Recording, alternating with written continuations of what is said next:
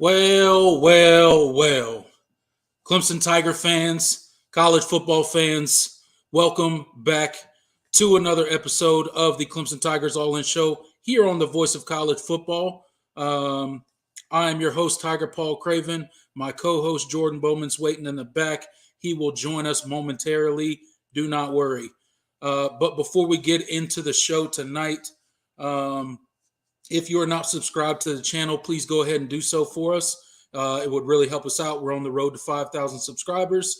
So if you're here and you like what you see, go ahead and give us a subscribe and enjoy our content that will continue to come out throughout bowl season and the off season as well. Also, this is a live show, guys. So if you could hit that like button for us, it really helps us out. YouTube algorithm pushes it out to more people, the more likes you get on a live video. So if you guys could do that for us, we would appreciate that as well. I see a lot of regulars in the chat already. You guys are already getting some good comments in. We will get to you guys momentarily. Don't worry. If you want to support the show in any way, links are in the description of this video. Or you can use the super chat feature at any point in time throughout this video. We'll read your comment, react to it, and show you the proper love for supporting the show. With all of that said, guys, it is our National Signing Day reaction show. Me and my buddy Jordan are going to get on here. We're going to talk National Signing Day. We're going to go through commit by commit, signee by signee, and give you our thoughts on everything that went down on National Signing Day, okay? So without further ado, the fan favorite, Jordan Bowman. Jordan, welcome to the show, my friend. What's up? Glad to be back. Yeah, man. Really eventful. Well, actually, really uneventful signing day for the Tigers yesterday, which is kind of what you had to hope for. You know, all 26 guys that Clemson expected to sign did sign. No drama. Well, there was some drama, but it was not related to Clemson signing class. It was related to some statements Dabo made yesterday. We'll probably gloss over it a little bit at some point, but just a really good signing class. I was glad that it was drama free. I really like a lot of the guys in this class. I think this has a chance to be a really special group. So I can't wait to talk about these guys. Yeah, man. Like you said, super excited about this class.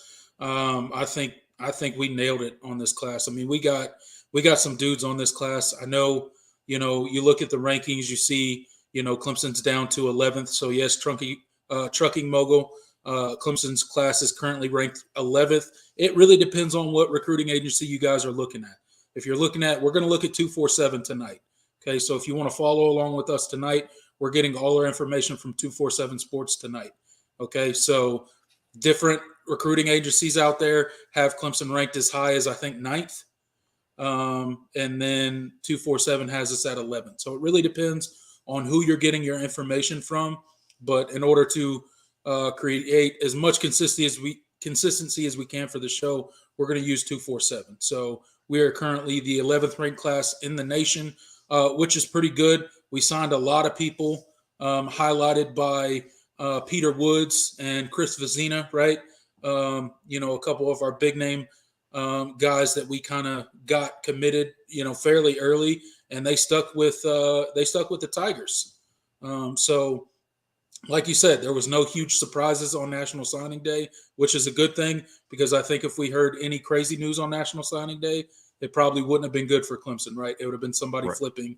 And we'll probably get into that as we go through some of these recruits and some rumors that were maybe out there or that ended up not being true.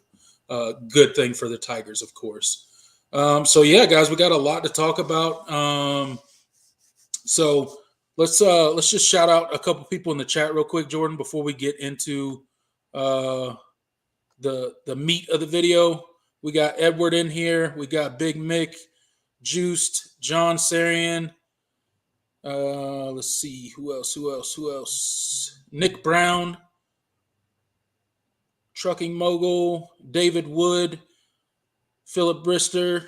All you guys, thank you guys for getting in. Thank you for getting your comments in. As we go throughout the show, we'll get through all these people. And then, as always, me and Jordan at the end of the show, we will chop it up with you guys as much as you want to, and we'll go down, I'm sure, more than one rabbit hole during this show, based off of comments and just me and Jordan just talking Clemson football. So, Jordan, like I said before, Clemson's got the 11th ranked class in the nation right now. We had a total of 26 commits. I think 17 of those are going to be mid-years, Yes. which is a crazy number when you think about it. That's absolutely insane that 17 of these dudes are basically on campus right now at Clemson. Some of them, Dabo was saying in his presser, if you guys watched it, that some of them are even going to the bowl game with Clemson.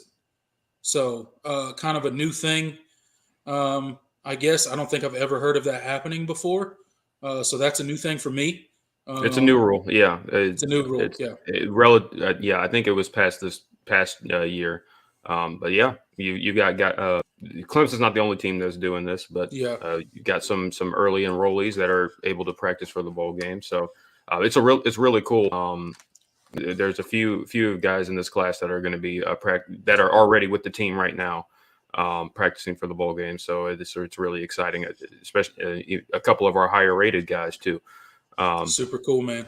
So I'm a huge fan, and it's a good way for these guys to kind of get a head start, heading into the spring. So yeah, it's a really neat rule. And it's kind obviously they can't play.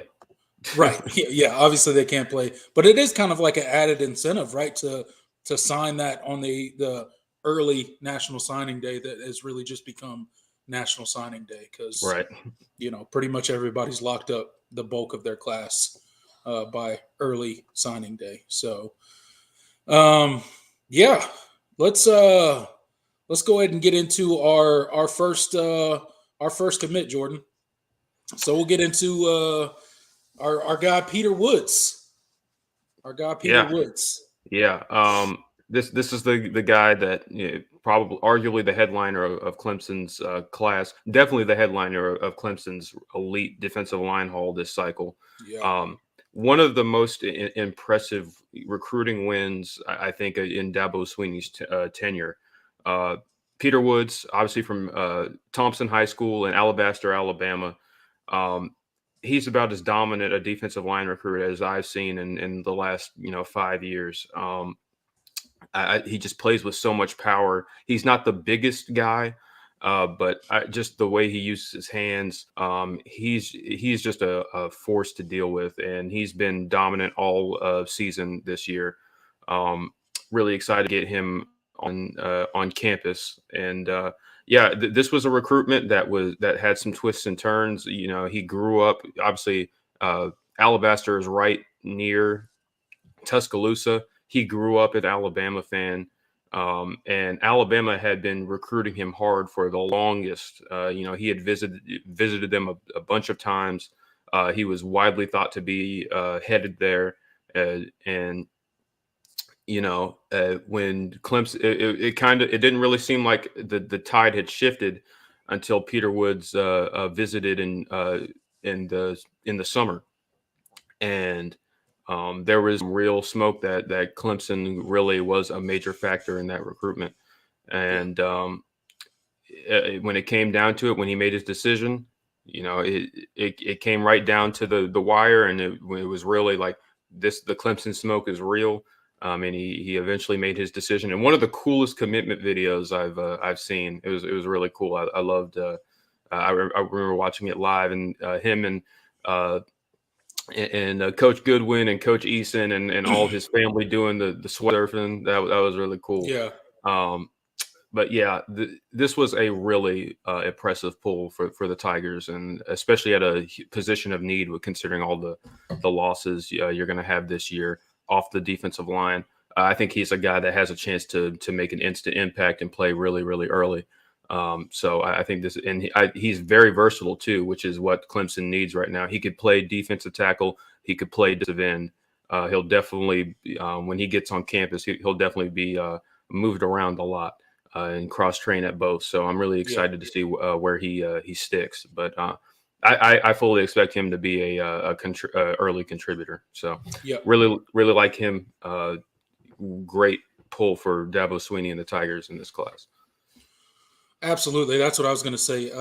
I think we all expect for, you always get those certain recruits every year where you kind of expect certain ones to hit and stick almost immediately. And Peter Woods he's one of those guys. He's one of those guys that I don't think he's going to be off the field very long. What his role will turn into at Clemson, that remains to be seen. Like you said, he's not the biggest guy, but I do think they will move him around a lot. We'll see what kind of weight he puts on this summer. We'll see what the strength and conditioning program can do for him in this short off season and how he looks come fall camp.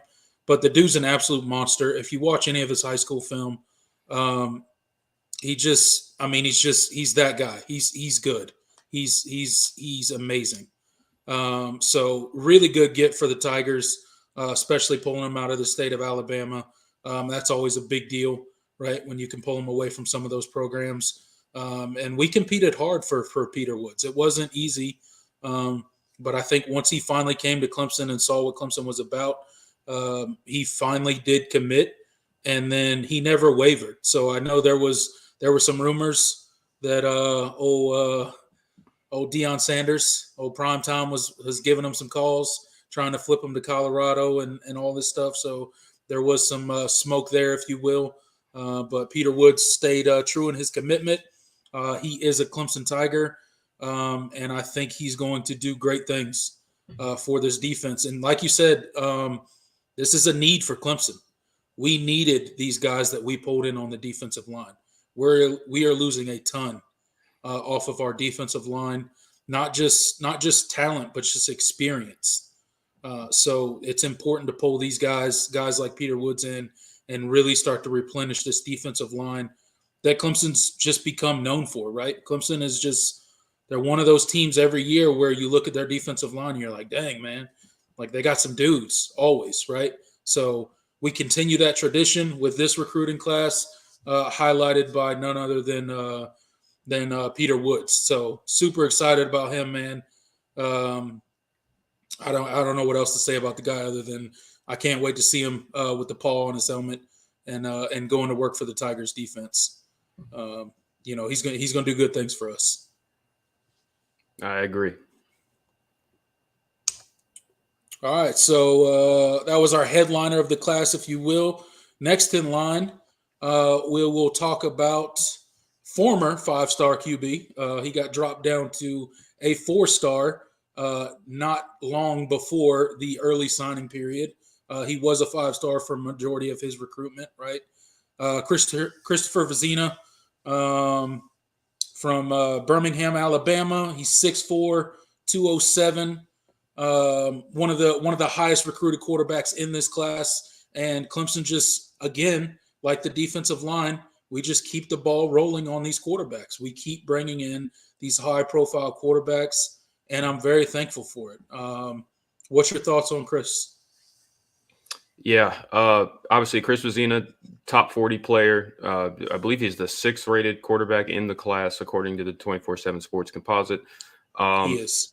This was a really good get for Clemson. I think they had their guy, and really he wasn't the first offer. Obviously, Clemson was obviously in on the Arch Manning sweepstakes early, and in the early in the cycle, and when it was clear that Arch Manning was going to be taking his recruitment elsewhere, it gave Clemson the opportunity to move on.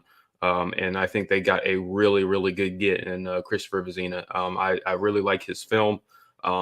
He's different than obviously Cade Klubnik from last cycle, and as far as build, and he's a lot bigger. He's 6'4". He's over 200. He just really physically looks the part of a future NFL quarterback. And he's from Briarwood Christian in Alabama, so another good get a huge get from the state of Alabama for Clemson. I think he's going to be a really good player. I think he throws with a lot of touch and accuracy. He performed really well at the Elite 11 this past year. I mean, there's not much else to say. I mean, he was a guy that knew he wanted to go to Clemson pretty much from the jump. I know Notre Dame kind of got in on him a little bit, but I don't think there was ever really any doubt about where he wanted to go. He took his visit, and when Clemson said, gave him the go ahead, he was ready to commit, and he never wavered. And I think more so. And I think it shows in how well he's been as a recruiter for this class. When Clemson got him in the class early, I thought he did a great job of promoting the Tigers and really, pulling a lot of guys. So, it's always huge a big quarterback commit because they sometimes can be your best recruiters, and I think Vezina has been a shining example of that. If you follow him on any sort of social media, he's really active in promoting Clemson. So I'm really excited to get him on campus. I think he's a true, Clemson ambassador, and I'm excited to see what he can do on the field. But yeah, great get for the Tigers.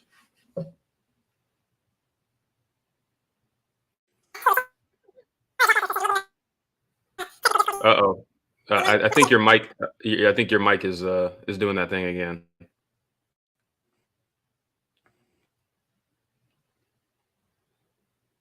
Yep, technical difficulties. This wouldn't be a Clemson Tigers live without technical difficulties. But yeah, I guess to kind of evaluate more. I think this was a really great get for the Tigers, even though he wasn't even your first choice. It's kind of a crazy just the luxury that Clemson has that we didn't get the number one overall quarterback in the class, so we're just going to get another top 10 guy. And right out of the state of Alabama, borderline, 5-star recruit.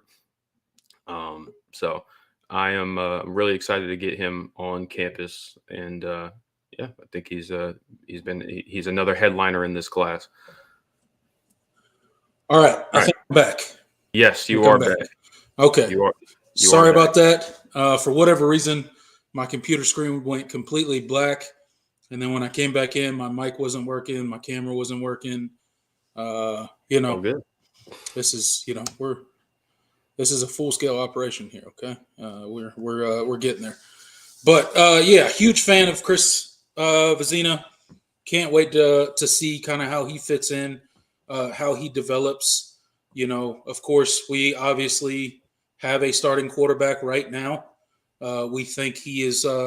We think Cade's our next guy. We think he's going to take us back to the heights of Clemson football where we want to go, which is just being a part of the national conversation when it comes to the national championship, right? So, Cade will play at least 2 more seasons at Clemson. So don't expect to see a lot of Chris Vezina on the field immediately. But, a really good quarterback, a really good pickup for Clemson. And you need these guys. You need this depth. You never know what can happen. You're one play away from playing your backup quarterback, so you can't just have these scrubs on the bench that don't know what they're doing or that can't measure up physically, right? Or from a talent standpoint. So really excited to have him as he'll probably be the number 2. I would expect going into spring or at least coming out of spring. I know they'll have a competition or whatever like that, but I fully expect him to be the number 2 guy this coming season. So, look for good things from him. Let's move on to our next guy, Jordan. Right. Now this next guy, everybody knows him. All right, he's he's a fan favorite, I think. When it comes to recruits that we've brought in. Vic Burley, guy we pulled out of Warner Robins, Georgia, 6'5", 276, big dude, absolutely dominant on the defensive line, not to be overshadowed by Peter Woods. Peter Woods was our headliner, but this is just another example of the type of defensive lineman that Clemson's bringing in, the elite players that we are bringing in on the defensive line to continue this. That's what's becoming a pipeline to the NFL, basically, for the Clemson defensive line. So he's just another guy in that mix. But between him and Peter Woods, I've heard some probably crazy comparisons that those two could team up and make a duo of. I don't want to get into any of that or go step off a cliff with that kind of stuff. But, paired up, these two could be special. And this guy's going to, I think, do big things for Clemson. He's a good get for us, especially out of the state of Georgia. With what Georgia's doing right now, it's not easy to pull recruits. But Clemson consistently pulling recruits out of Alabama, pulling recruits out of Georgia. We're getting the job done on the recruiting trail. And I think fans should really look at that and be encouraged that we are still able to get in and pull these guys out when we want them. So, yeah, man, Vic Burley. What can I say? He's one of my favorites in this class for obvious reasons, yeah. And I love Peter Woods, and I don't know. He might be better. I think there's a real chance Vic Burley could end up, being better. He might be better.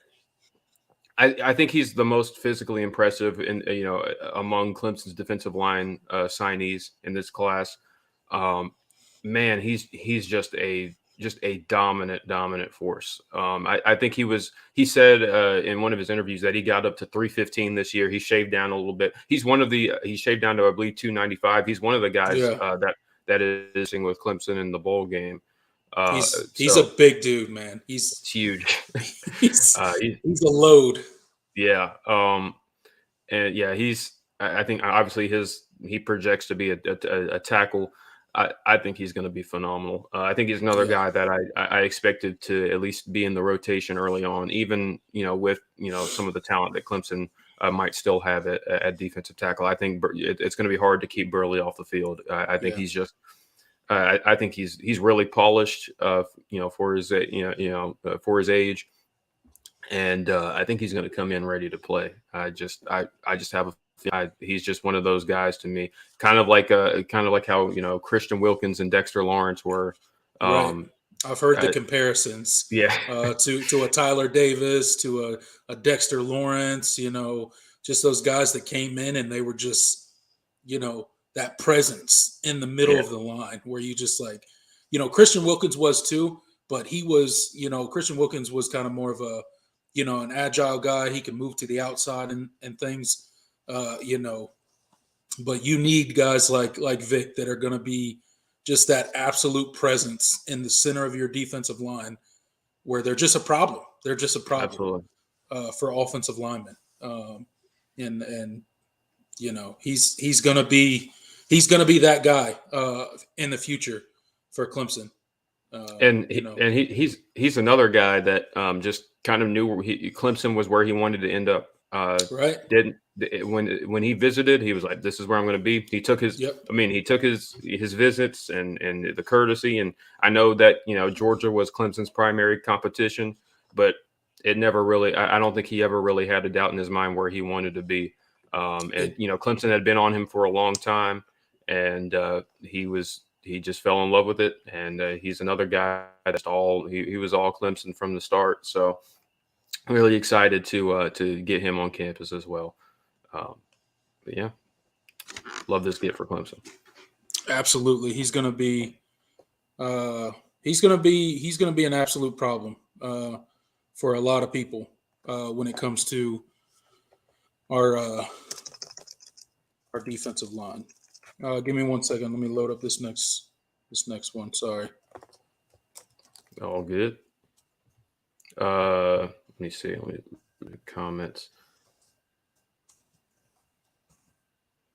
Scott said, Scott, this D-line is possibly the best we have signed, and it gives me chills and hypes me up thinking about how good this defensive line is going to be. Yeah, this is as good of a defensive line class as Clemson has ever pulled.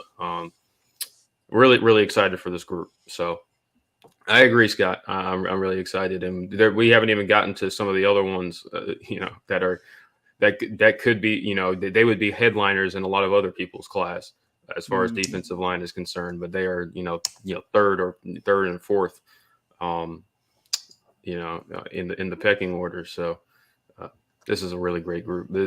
Without a doubt in my mind, this is the best group in the country. So yeah, honestly, it's hard to believe the defensive line class that we put together. Oh, did we lose Eddie again? Oh man, I love it. Well, he already put him up on the screen, so I guess I'll go ahead and introduce him. The next big time defensive line, signee in this, Tamarion Parker, from Central in Phoenix City, Alabama. Yeah, obviously that if that high school sounds familiar, that's the high school that Justin Ross and EJ Williams went to. Just kind of continuing that Clemson pipeline. Clemson loves to go in that area and get guys. And Tamarion Parker is just one of them. He's a guy that Clemson got later in the cycle. They were battling Penn State and some others for his services. They won out in the end. He's been a fast riser in this recruiting class. Now I think he's now a top 100 player. I think he probably projects to play at defensive end. He's another guy that I'm really excited for. We really like his tape, and but yeah, I expect him to play defensive end. I don't know how early he's going to play, but with some of the, I think Clemson is obviously going to be thinner at defensive end, regardless of who comes back going into this spring. So I think Tamarion Parker is a guy that definitely could work his way into the rotation. I'm excited to see what he does. Yeah, absolutely. Definitely a guy that can contribute to the end group, right? We are losing a lot off of our defensive ends this coming cycle. We'll see who decides to stay. What all that cryptic messaging that Dabo put out, what that'll turn into. Super excited about that, by the way. We may hit on that later on in the show. But this guy's, he's, I think he's going to have to develop a little bit, maybe. But I do think he's got more of an opportunity to get on the field just because of how much we are losing at the defensive end. So, yeah, super excited. Another defensive guy, another guy on our defensive line. Like you said, we'll keep naming these guys off. They keep coming. It's like a never ending.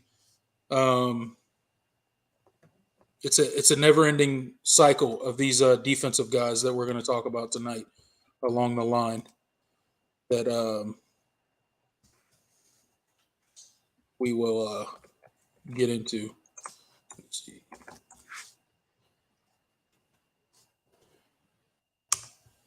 All right, next up, Stefan Green. Right. Yeah, we are. Yeah, we're. You're kind of noticing the trend here. Yeah, I mean, four of the last five guys we talked about are defensive linemen. So we've talked about four defensive linemen and one quarterback, and we're not done with defensive line, by the way. So, in case you were wondering, right? Not even close. But yeah, Stefan Green, he's a guy I'm really, really high on. He's another guy that's really grown and risen a lot in this past year. I still think he's underrated. I think he's easily like a top 75 type player. I think he's yet to reach his ceiling. So I'm really excited to see what he does. Guy for another pull from the state of Georgia. Huge get from Rome High School. He's just another dominant guy. I think he'll probably play a lot of defensive when he gets to Clemson. but I really, really like his tape. I think he's going to be a dude. And I think he could end up being.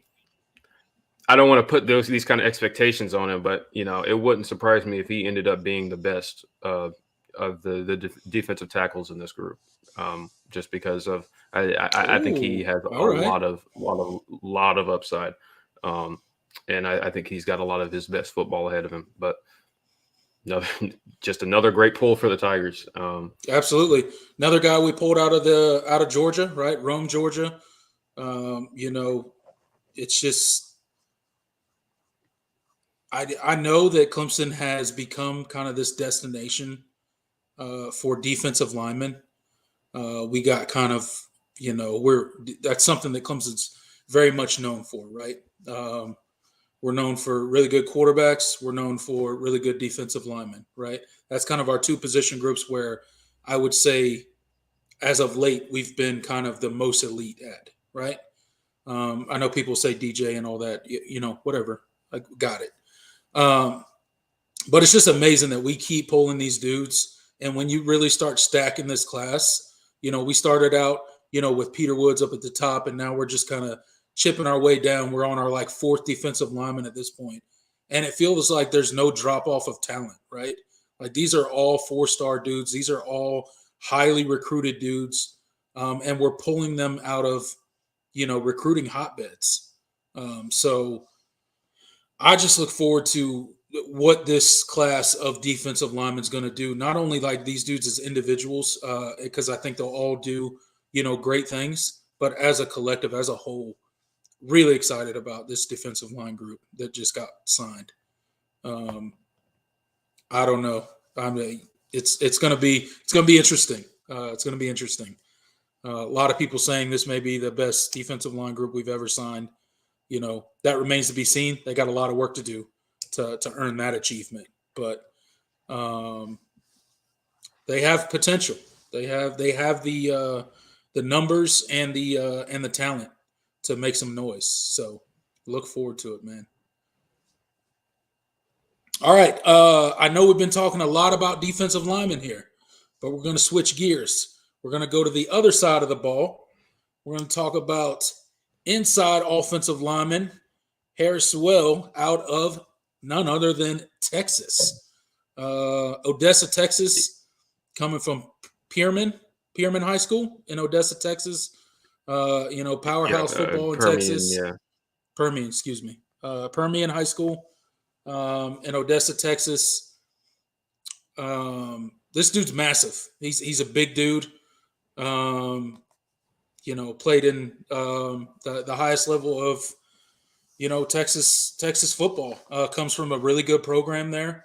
Got a lot of size to him. Really like that Clemson's starting to really get these big time offensive linemen finally, right? I feel like for a long time Clemson wasn't landing people like Harris here, right? We weren't getting these big time offensive linemen and pulling them out of places like Texas and stuff like that. So I'm super excited that we're starting to get these guys. We're starting to hit on the offensive line. You can see how we've gotten better, especially this past year from the previous year on the offensive line, right?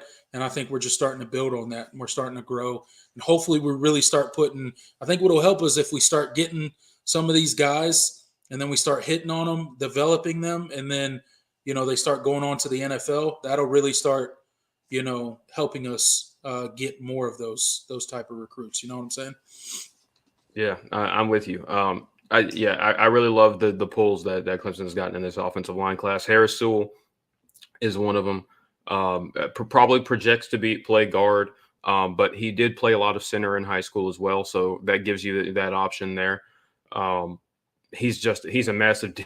Plays with a lot of physicality. I think I like his length. He's really broad shoulders.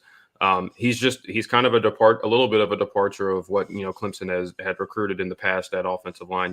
They like their guards to be quicker and more athletic because we run a lot of counter and when you got guys pulling. But really getting back to, bringing in big guys that really can physically match up in the trenches. Yeah. I think it's going to be huge, especially, with the Clemson, kind of going back to emphasizing the run game a lot more. So, Harris Sewell is a really great get. One of two offensive line signees from Texas for Clemson, and you're just kind of seeing the effects of that Thomas Austin has had in that department since he got the full-time job. So, really excited for Sewell. Really physically impressive. A really nice player. Yeah, definitely getting some bigger recruits, kind of changing the typical body style that we're going after on the offensive line, which I do like to see. And I heard a rumor. I think I saw a clip on. I was meandering around TigerNet, which no one should ever do. I don't recommend.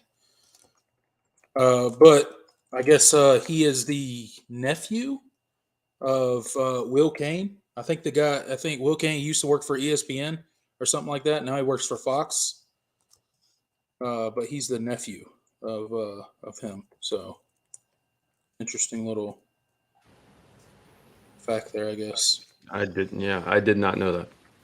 Yeah, so he was talking about, I guess they did a little segment on Fox News about Dabo Swinney's comments about the whole name, image, and likeness thing and, all that stuff. And he was like, he's like, my nephew just signed with Clemson, and it happened to be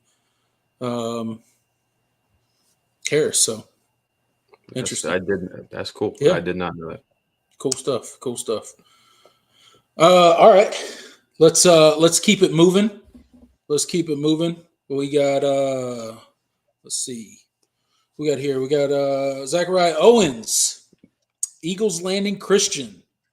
Another guy we pulled out of Georgia, 6'7", 365 pounds. Wow. Goes by Flapjack. That's kind of his nickname. 6'7". He is a massive. Yeah, 6'7", massive human. I can't remember the last time Clemson brought in a tackle this big. Have we ever brought in a tackle this big? Like legitimately, like I can't remember. I don't think so. But he is just he's a massive human. I think. I mean. He's going to bring a lot of physicality to the Clemson offensive line, and I'm really excited. Probably won't make a huge impact early, just because he did tear his ACL this past year, so he's still recovering from that. And I do think he does need to shed some weight. But for sure, yeah. I think this is a good take. He had a really up and down recruitment. He was previously committed to Penn State. Then when he committed to Clemson. He was committed to Clemson for a while, and then Florida State kind of got in the picture, and he took a visit there. Didn't like it very much from what was said, and then he then recommitted to Clemson. Really up and down recruitment. Road to get. He actually got across the finish line and signed with Clemson. Happy to have him in this class. Because again, he's another part of the kind of size renaissance on the Clemson offensive line. So really excited to get him. Good get from Georgia. Clemson continues to recruit the state of Georgia really well. Yeah, I love to see it. I love to see the size, like you say, that we're starting to really recruit on the Clemson offensive line. I mean, like I'm saying, 6'7", 6'4". Harris 6'4", 300 pounds. Owens is 6'7", 365. Like you said, he'll probably shed some weight, and he's not. Obviously he's got the injury still rehabbing from, but no better place than Clemson to keep doing that rehab. Right? We have all the state of the art facilities. We got all the doctors here to get him back into shape. Strength and conditioning program, I think is probably one of the best in the country. We have a great strength and conditioning coach. So I got no doubts that he will be a little bit of a project initially, but will absolutely be a huge contributor when he gets right for the Clemson offensive line. And I really do like to see the size of offensive line that we're starting to recruit at Clemson. It's it's a sight for sore eyes. I like to see it starting to compete in the trenches. We're starting to land those big offensive linemen. We're starting to land these guys that, if developed correctly, will translate to the NFL, and that'll just help us get more and more recruits on the offensive line, and that's really what's important. People see you start sending people to the NFL, they start wanting to come play for you. Why do you think Clemson keeps landing these defensive linemen over and over again? Because they see all these defensive linemen playing on Sundays that used to go to Clemson, right? So Absolutely. it definitely helps you. It means something to have people in the NFL at a particular position group, right? So we'll keep this moving. We still got a lot of people to get to, Jordan. We'll abbreviate the rest of the guys. I wanted to spend some time on kind of the top of the class, and then we'll get some short words on the rest of these guys. We'll get some. We'll start moving here quickly. So we got Jamal Anderson, a linebacker out of Mill Creek, Georgia, 6'4", 202. What's your thoughts on Jamal? Yeah, just really athletic. That's kind of the first thing that jumps off the page. Really, really fast.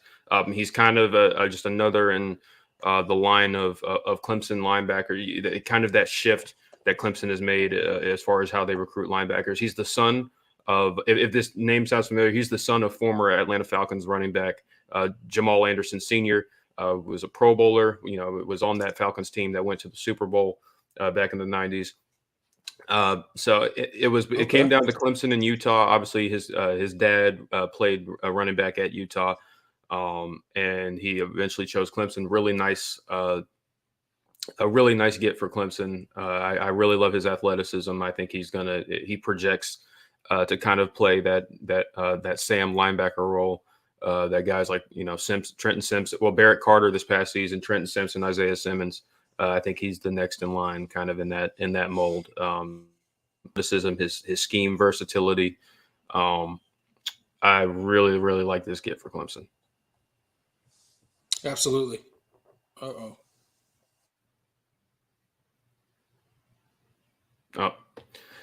Oh man, here the internet issues continue.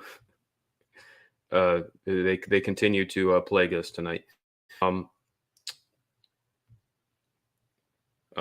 me see what you guys are saying in the chat. Yep, David Wood, Jamal Anderson. Yeah, Jamal Anderson Jr. His dad was really good. I know. I wasn't old enough to remember when he was playing that well, but I know he was a fan favorite in Atlanta.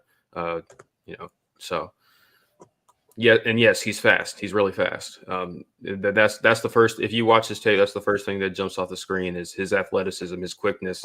He's very, very instinctive. He flies to the ball. So I'm really excited to see what he can do. He's not the biggest guy, but I think he plays with a lot of intensity, and he plays with a lot of speed, and that's what Wes Goodwin has kind of been recruiting at linebacker this cycle. So yeah, really excited for him. All right. Is my sound okay? Yep, you sound good. Okay, just making sure.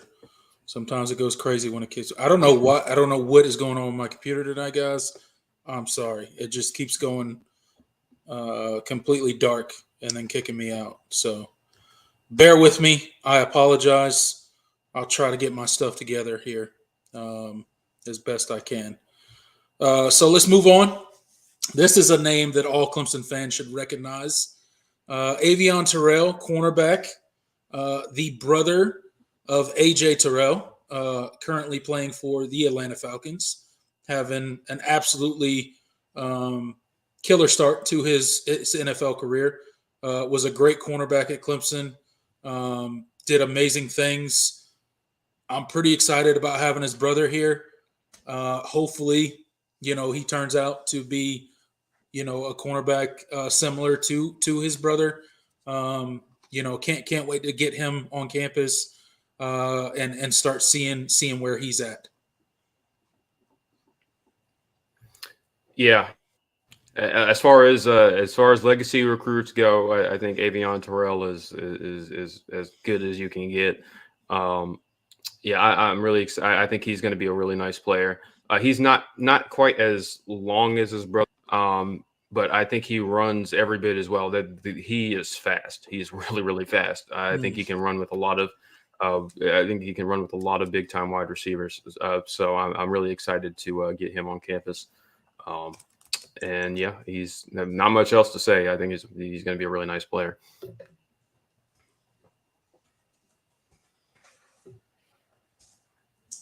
Uh-oh.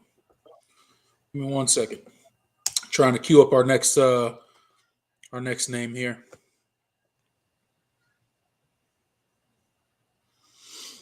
All right. Jamal Sr. had tree trunk legs. Yeah, he did. Yeah, he did. Oh, we have what's up, Cocky Talk? Yeah, we got it. It's the first time we had a. I think this is the first time we've had a Gamecock fan show up in a place other than the South Carolina post game. So yeah, then the hey, thanks for stopping in. We appreciate you. Like I'm sure we told you then. As you're coming in talking trash, 31-30. Yeah. You guys won by 1 point. 1 point. Yes. Good job. But you did win, and thanks for stopping by. Hey, go ahead and hit that like button before you run up out of here. We appreciate it. Or you can stick around.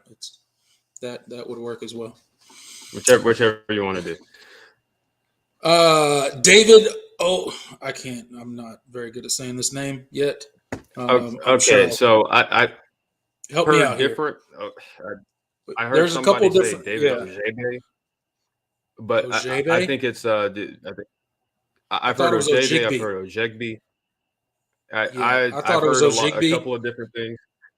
I'm going to say David Ojegby until I figure out how to actually say it. I'm going to say Ojegby. Seems right. Or I'm going to say David Ojegby. Okay. But we'll go with that then. David Ojegby out of St. John's High School. Yeah, out of St. John's High School in Washington, D.C. He is a freaky athletic guy. Moves really, really well. I think he has tremendous upside. I think he needs some time at the position. He hasn't played it very long, but I think he's got all world athleticism, and I think he could be a really, really good player in this class. And really excited about his potential at edge. But yeah, that's what jumps off the screen at me is just how well he moves. He's fast. Yeah, he's a fast guy. Probably has some developing to do. Probably needs to put on some weight, get into the weight room, really kind of settle in, figure out what's a good weight for his body type, right? And then hopefully he can develop into a pretty good player for us.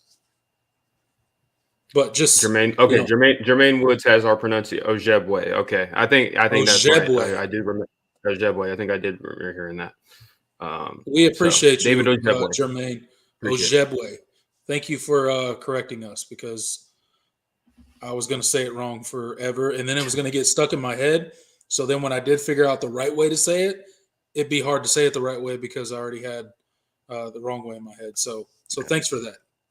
Appreciate it. All right.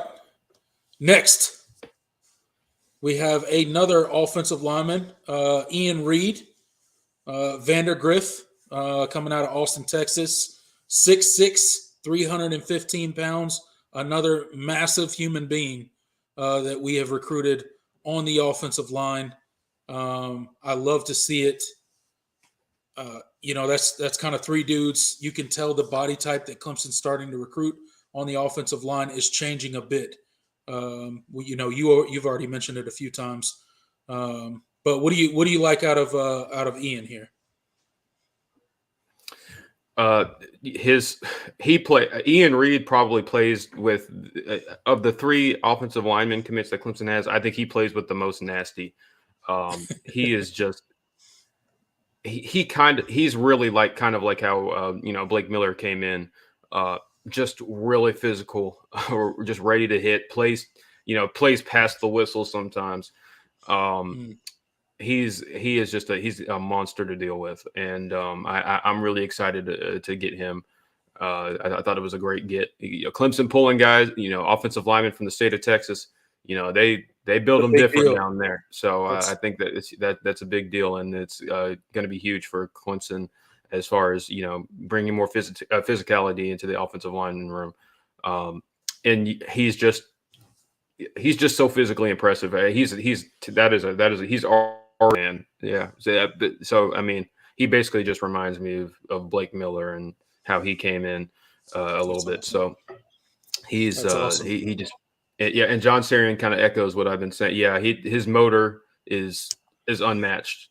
He's playing. He plays with the same energy every snap, whether it's the first quarter or the fourth quarter. And I really love this. He might be my favorite of the three guys in this class. I think I'll say it definitively. I think he is my favorite, and I think he. Edward said he's a rugby player. Also, yeah, so. which makes sense. Yeah, that would explain. What's up, DeAndre? Thanks for stopping by. Appreciate the super chat. Thank you so much. We appreciate you, man. Always. All right, so let's get moving on to the next one. We still got a few dudes to get through. Ronan Hannah, Jordan. Ronan Hannah. What's your thoughts? Yeah, Ronan Hannah. I think he is the second player that Clemson has gotten out of the state of Massachusetts in the last 20 years or so. He did a lot for his high school. Clemson recruited him to play wide receiver, but he also played. But he also has upside at linebacker and defensive back. He played a lot of safety as well. He's the first of Clemson's wide receiver gets. I think I really like Hannafin's tape. I really like his athleticism. I think he's going to be a really good player. He kind of has a lot of versatility. I could see him playing on the boundary at times and getting some reps in the slot. So I'm really interested to see what this staff sees him at, but I think he has a lot of versatility. I think he's a nice get in this class. So I'm really excited for him. And we lost Eddie again. All right. Another shooter. He says, "Happy holidays, happy holidays to you, DeAndre. Merry Christmas, all of that. Merry whatever all of you guys celebrate. Happy Hanukkah, all of that." All right. Am you back? I think I'm back. I think John says he needs to upgrade his battery or something. Yeah, it might be. It's plugged up. I mean, I don't know what else to do here, guys. It's weird. I mean, because I've never had any issues up until tonight. Yeah. I mean, you're usually the only one that consistently stays. I'm just a mess. I'm just a mess tonight, guys. Better internet. I can't get any better internet. I got the fastest internet they'll give me. So I don't know. I'll figure something out. Maybe I need a new computer. I'll ask Santa Claus if he'll bring me a new computer. How about that? Moving on. Let's go. AJ Hoffler, edge rusher out of Atlanta, Georgia, Woodland Academy, 6'4", 240 pounds. What you another get another get from the area. AJ Hoffler, he's going to play a rusher. Really like his tape as well. I think he's another that probably needs some time at the position. I don't really expect him to step in and play a ton early, but I think he can. I think he has a chance to develop into a really nice player. So we're really excited for him. I don't believe, is he one of the I know he just had surgery. Is he one of the early enrollees? I'm blanking. I think he's not. I don't think he is. I think he expects to enroll. Yeah, I don't. So yeah, I don't expect him to contribute early, but I think he's going to be a really nice player down the road. Yeah. Yeah, sorry guys, I'm trying to keep it short here so we can get through all these dudes. Brandon Strozier, cornerback, St. Francis, another guy we pulled out of Georgia. Georgia's our hotbed, right? We just keep plucking recruits out of Georgia. It's a good sign for Clemson football. He's 6'2", 175 pounds. We definitely need some help on the back end of our defense. How do you see our boy Brendan fitting in this coming season? You think he's an early contributor, or you think he's kind of needs some development? I don't know. We'll see. I really like his. I think his measurables are really. I think he's really long. He's kind of what Mike Reed likes in a corner. I think that's what stands out to me the most. I think I think his length is really good at his size, and I think he runs pretty well. So I think he's going to be a really, really good player. Has a chance to.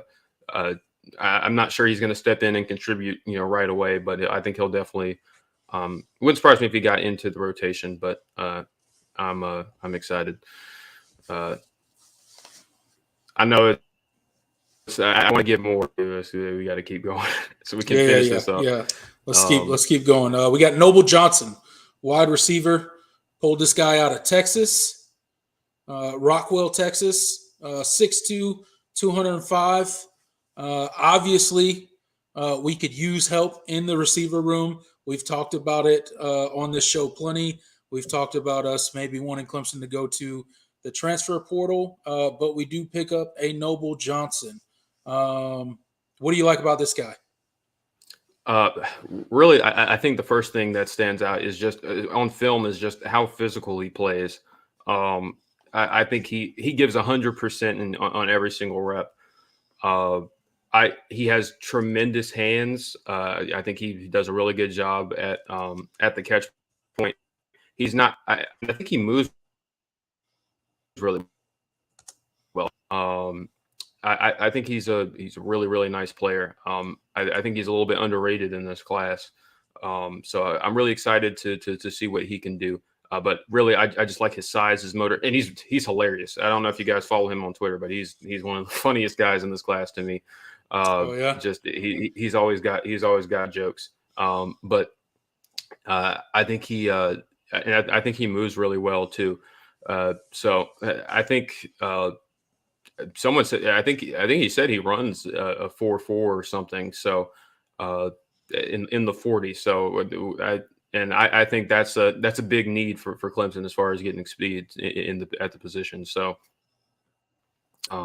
really excited for Noble Johnson. Just physical, runs really well. And I think he also watches highlights. He blocks really well. And he's kind of that mean streak to him, and that's something I like to see in a wide receiver, especially with how much we ask of the wide receivers as far as blocking. So really excited, really like this get for Clemson as well. Awesome. All right, we still got like 9 or 10 guys to get through. So Keelan Webb, Kylan Webb, yeah. Kylan Kylan Webb Webb, excuse me. from the state. Yeah, pulled him out of Florida, 6'1", 180. Yep. 4-star athlete to play safety. I fully expect that's where he'll be. He's another he's another early enrollee. He's really long, really athletic. I think he's a really nice player. I'm interested to see how early he plays, but I think his projection at the position is really like this take for Clemson. He was I feel like he was really under recruited. So I think this was really nice. Absolutely. All right, moving on to the next. Olson Pat Henry, tight end, out of Naples, Florida, 6'3", 215, 4-star guy that we signed out of Florida. Yeah, the first of Clemson's 2 tight end commits. He's probably my favorite. I think his athleticism jumps off the screen. I think he runs like a wide receiver, and I think that's a really big deal. I think he's going to be projects to be a really huge threat in the receiving game. I think he's kind of he's not as tall as Jake Brinkstool, but I think he moves as well. I'm excited to see what he can do. But yeah, it's really just the athleticism that jumps off the page. I think he moves really well and runs kind of. He's almost has like a wide receiver build, but he plays tight end. And I think that presents some really nice matchup advantages in the passing game. So really excited to get him on campus, and I think he's going to be a really nice player down the road. Yep. Robert Billings, safety. We pulled him out of Alpharetta, Georgia, 6'1", 185. Definitely a position of need for the Tigers. We definitely need to shore up that back end of the defense. So a good get out of Georgia for our Clemson Tigers. Absolutely, yeah. Really like his tape. Really instinctive. I think he adds to a lot of depth to this safety class.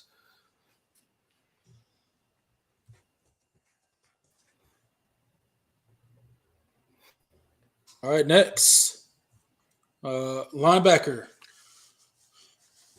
D. Creighton, DeMark, Georgia, 6'2", 215, another 4-star guy out of the state of Georgia.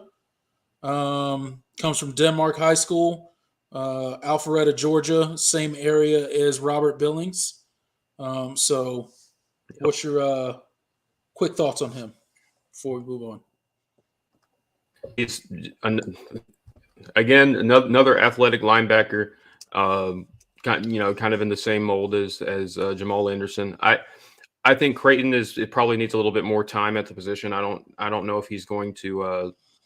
I don't expect him to come in and play right away. But really like this take. He's like I said, Wes Goodwin is kind of changed how Clemson is recruiting at linebacker. Going for more athleticism. I think he's kind of in that mold. He moves really well. So this is a really good get. I think he'll be a good player.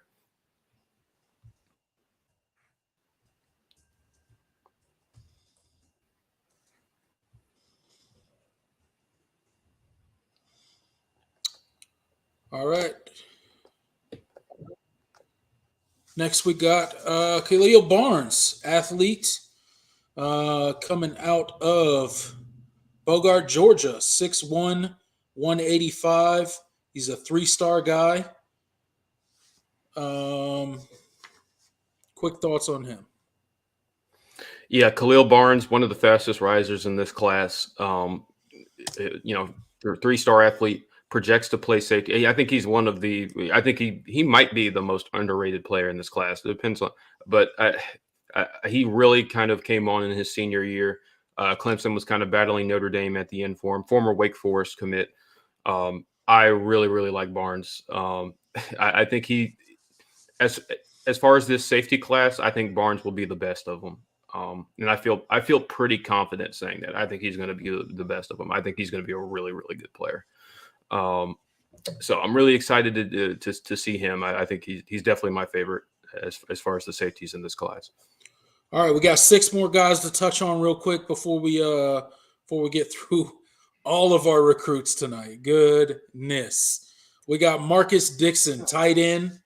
He's coming out of Pennsylvania. 6'4", 230. He's a 3-star guy, looking to help us in the tight end room this coming season. Yeah, Marcus Dixon, kind of more typical tight end build. I definitely think he's a player as well. I think he'll be able to contribute game at times. Don't expect him to play early, but I really like this. I really don't hate any of the takes in this class. I know it sounds like I'm kind of repeating myself, but I really don't hate any of the takes in this class. I think Marcus Dixon is a really good one. So, yep, that's about it. All right, we got Shelton Lewis, cornerback out of Stockbridge, Georgia. 5'11", 180, 3-star guy. Obviously a position of need for Clemson. So hopefully he can develop into to one of our better dudes. Yeah, I really like Shelton. I think he runs really well. I think he's fat. He's not necessarily he doesn't have the prototypical size. I mean, I think he's listed at 6 foot. He doesn't look 6 foot to me. I think he's a little smaller. But I think it's just his I really think it's just his athleticism, his speed. I think he's got really nice top speed, and he runs really well. So I expect him to be a really nice player for Clemson down the road. We lost Craven again. Oh man, you love it.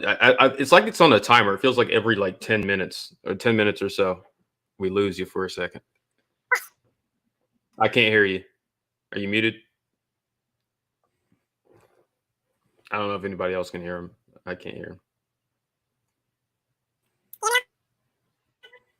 Oh no, chipmunk mic. There it is.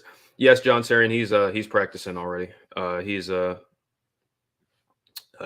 practicing for the bowl game. So good to get him on campus. He's getting a head start. What's up, John? One Scoop John in the chat.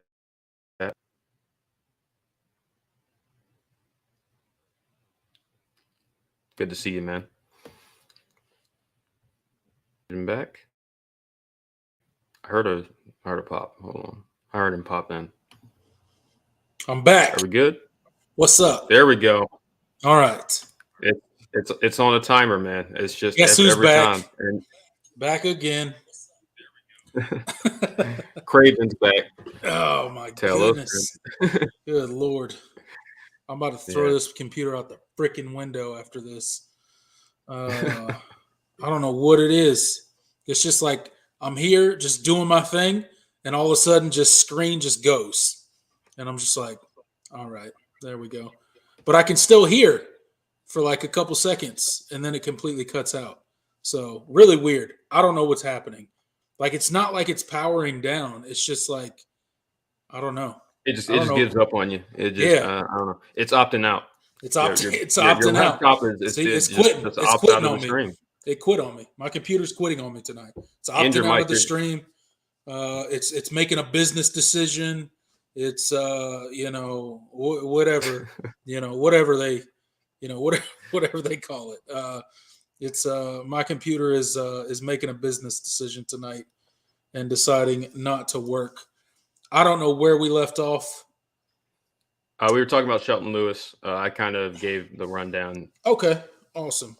Fast, athletic, little undersized, but I think he's I think his athleticism is what Clemson really liked. He's really, really fast. I think he can run with anybody.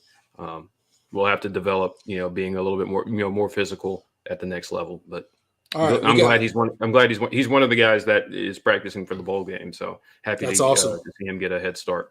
get a head start on that development and develop into one of those guys because we're going to need him. We're going to need him.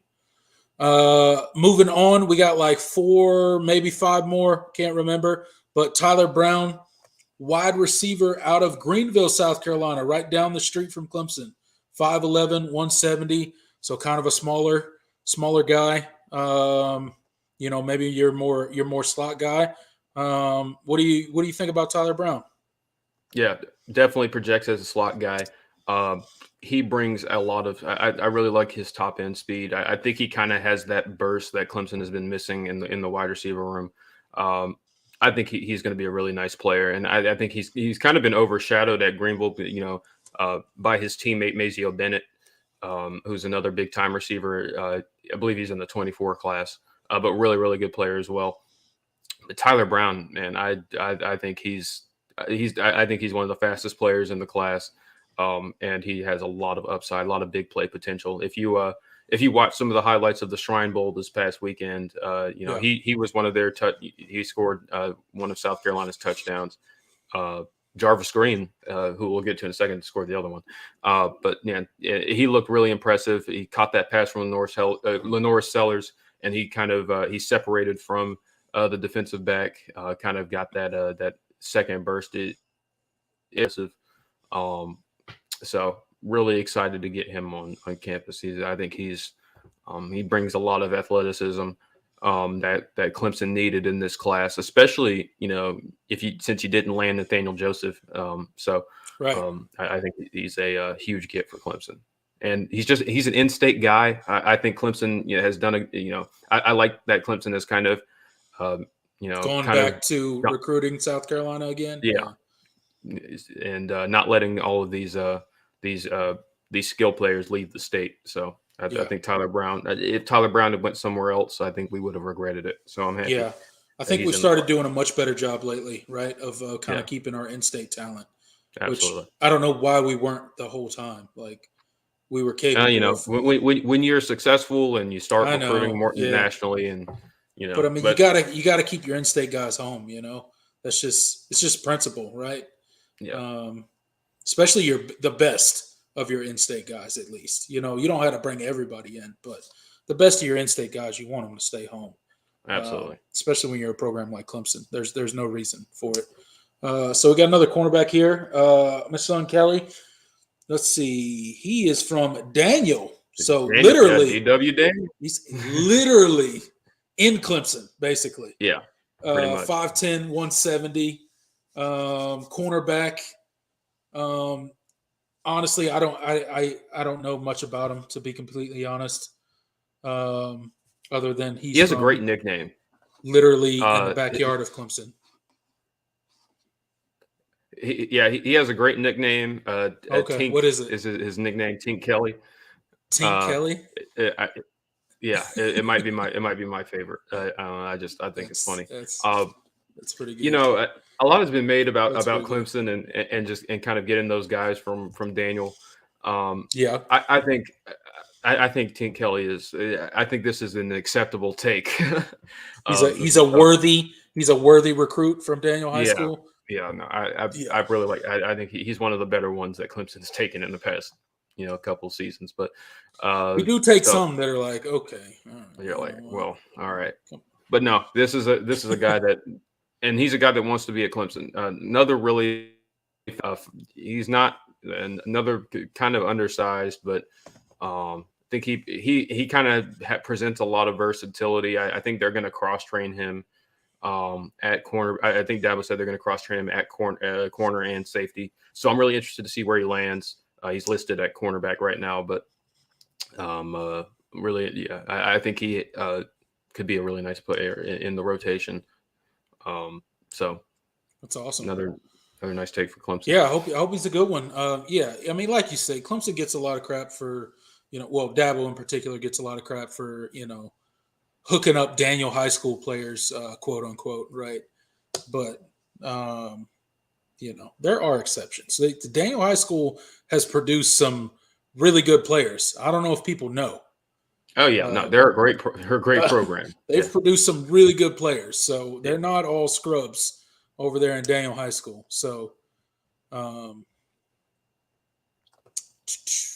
All right, Jarvis Green, running back, Dutch Fork, 5'9", 192 pounds, a guy that Clemson really started pursuing once, Kobe Pace decided to transfer.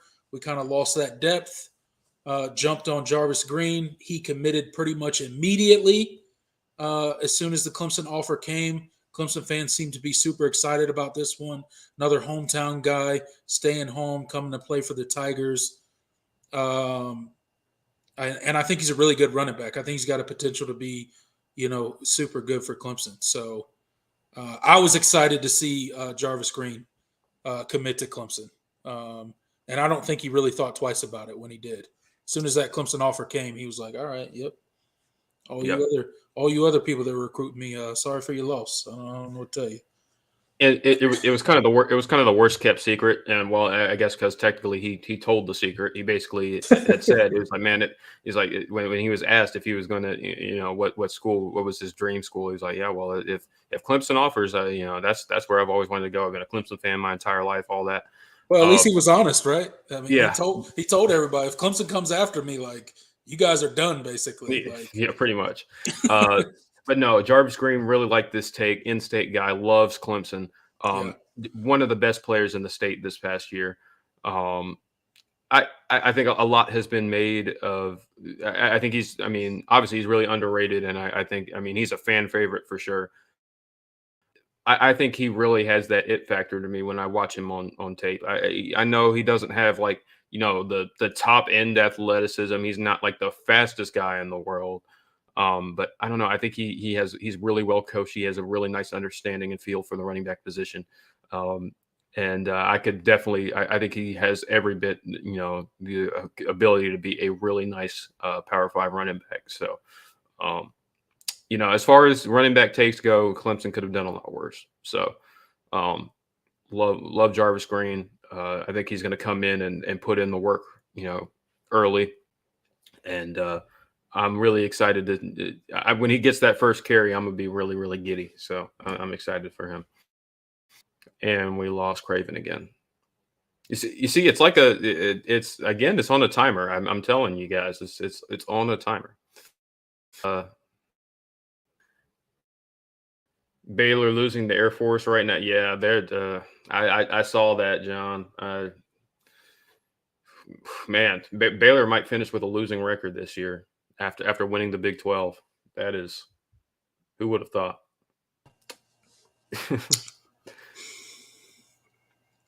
Chipmunk Mike. Hi, guys. You're good. Hi, guys. How you guys doing tonight? I'm doing great. I don't know about you, but this show is going swimmingly. It absolutely. I can't think of a single improvement that someone would suggest to us for the show tonight. I think it's been flawless. The graphics have been great. No one's been disconnected at all. So it's a great show tonight, guys. I appreciate you guys sticking through it with me. I truly am sorry. I'm going to figure this out. So before we get into our last one, I may sound crazy, but I swear every time I touch like this corner of my computer, it cuts out. But maybe I'm crazy at this point because I'm just trying to figure out some reason for it to be happening, which doesn't make sense because touching your computer should not shut it down. But, unless you're hitting the power button. I don't know. Well, the power button's all the way up there, so I don't think so. I don't know. All I do know is that I am beyond done with it at this point. But I'm not done with this show yet. So we will drive on. We will keep the show going because that's what the people want, Jordan. The people want to hear. The people want to hear Clemson football, and we will give it to them. So, Jarvis Green, great guy. Can't wait to get him on campus. Absolutely stellar pickup for Clemson. But lastly, let's get into our last pick or our last pickup of the cycle. Literally, literally the last pickup of the cycle. Jamarius Haynes, Pulled him out of Alabama. 6 foot, 185, 3-star recruit. What do you got to tell us about Jamarius Haynes, Jordan? Yes, Jamarius Haynes, the guy that the mystery recruit that Clemson fans, a lot of Clemson fans were just kind of like, who? If you haven't been paying that close attention. No, Jamarius Haynes, he's a guy that Clemson has kind of had an eye on for a really, really long time. He comes from a really, really small school, Handley, in the state of Alabama. Yep. I think he's really just been under recruited, and he just recently got his ranking, but I don't know. I think Jamarius Haynes has every bit the look of a Power 5 running back. I know that people are like, oh, he's before today he didn't have any stars, but I don't know. I think he's a really nice player. I think this is a good get for Clemson. Yeah. And you can kind of tell, when Clemson offered, a lot of other programs gave him another look. And, he got a lot of offer. Georgia Tech offered. I saw Coastal offer. He got a lot more Power 5 offers towards the end of the cycle. So I think he's a really nice back. I don't have high expectations for him to ever be like, Clemson's number one guy or anything like that. But I think he adds really. He kind of was a do-it-all player for his high school, so he adds a lot of versatility in the run and pass game. And I think he has better athletic. I think he's more athletic than Jarvis Green. So this is I think this as far as running back takes go late in the cycle when you kind of missed on some of your priority guys. I think Haynes is a really nice consolation prize. Yeah, I think it's a good pickup, and to your point, maybe there's a role they could figure out for him there. Maybe it's not a traditional, lead back or anything like that, but if he's that good of an athlete and things like that, he may be a complementary piece to an offense where he's kind of a, I don't want to, not in a disrespectful way, but a gadget guy, that comes in and does some things right in the passing game and the running game. As well as special teams. It's kind of a change of pace, It wouldn't surprise me if he got on the field early in special teams. So I think he has that kind of potential. So, no, I really like Jamarius Haynes. I do think that, Clemson is really going to have to hit the ground running next cycle as far as running back recruiting because, you don't know if you're going to have Will Shipley and Phil Maffa after next year. So you probably won't. Yeah. I wouldn't bet on it. Yeah. It's possible. It would running backs are kind of weird. So because of the kind of decrease in positional draft. So for some running backs, it's better to stay in school another year. If Clemson cooks up some NIL opportunities, who knows? Maybe you play your Maffa back for a 4th season. That would be really nice if you could get both too. But. Yeah, that concludes our signing day recap. We went through all 26 commits. That is. We didn't really talk. We didn't talk about Paul Tyson. So we did not talk about first Paul transfer. Tyson. Yeah, so let's say transfer portal. So Clemson, like me and Jordan told you guys, went to the transfer portal. We knew it. Paul, we knew it the whole time. We told you. We got a big time quarterback recruit from the transfer portal. Okay, and Paul Tyson. I know none of you have ever heard of Paul Tyson before Clemson picked him up because I didn't either. But apparently, I had. I knew him from Alabama, but I didn't. I didn't know anything. I'd never heard the name Paul Tyson before he was a possible Clemson. Before he attended at Clemson a couple of times, and we kind of recruit. I don't think we didn't ever offer, but I do remember he was, Clemson was, contacting him, in contact with him when he was a recruit. But yeah, didn't expect him to circle back around. I have never heard of the name Paul Tyson before he came and attended a Clemson practice this past week or so. Whenever he came, so. It's just a depth thing for Clemson. He's filling the role that Hunter Johnson filled last season. It's not, it's not this huge thing. It's not, a big flashy portal get for Clemson. It's kind of, par for the course for Clemson.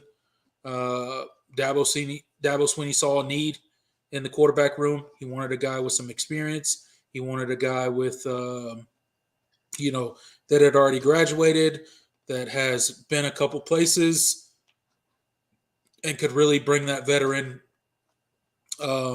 presence to a otherwise pretty young quarterback room, right?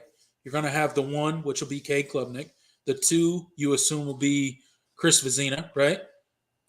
So that's a pretty young quarterback room. So it's not a bad idea to have a guy come in and be that veteran presence for them, like Hunter Johnson was for the quarterback room this year. So I don't hate it. I don't like he's never going to see the field, much like Hunter Johnson never saw the field.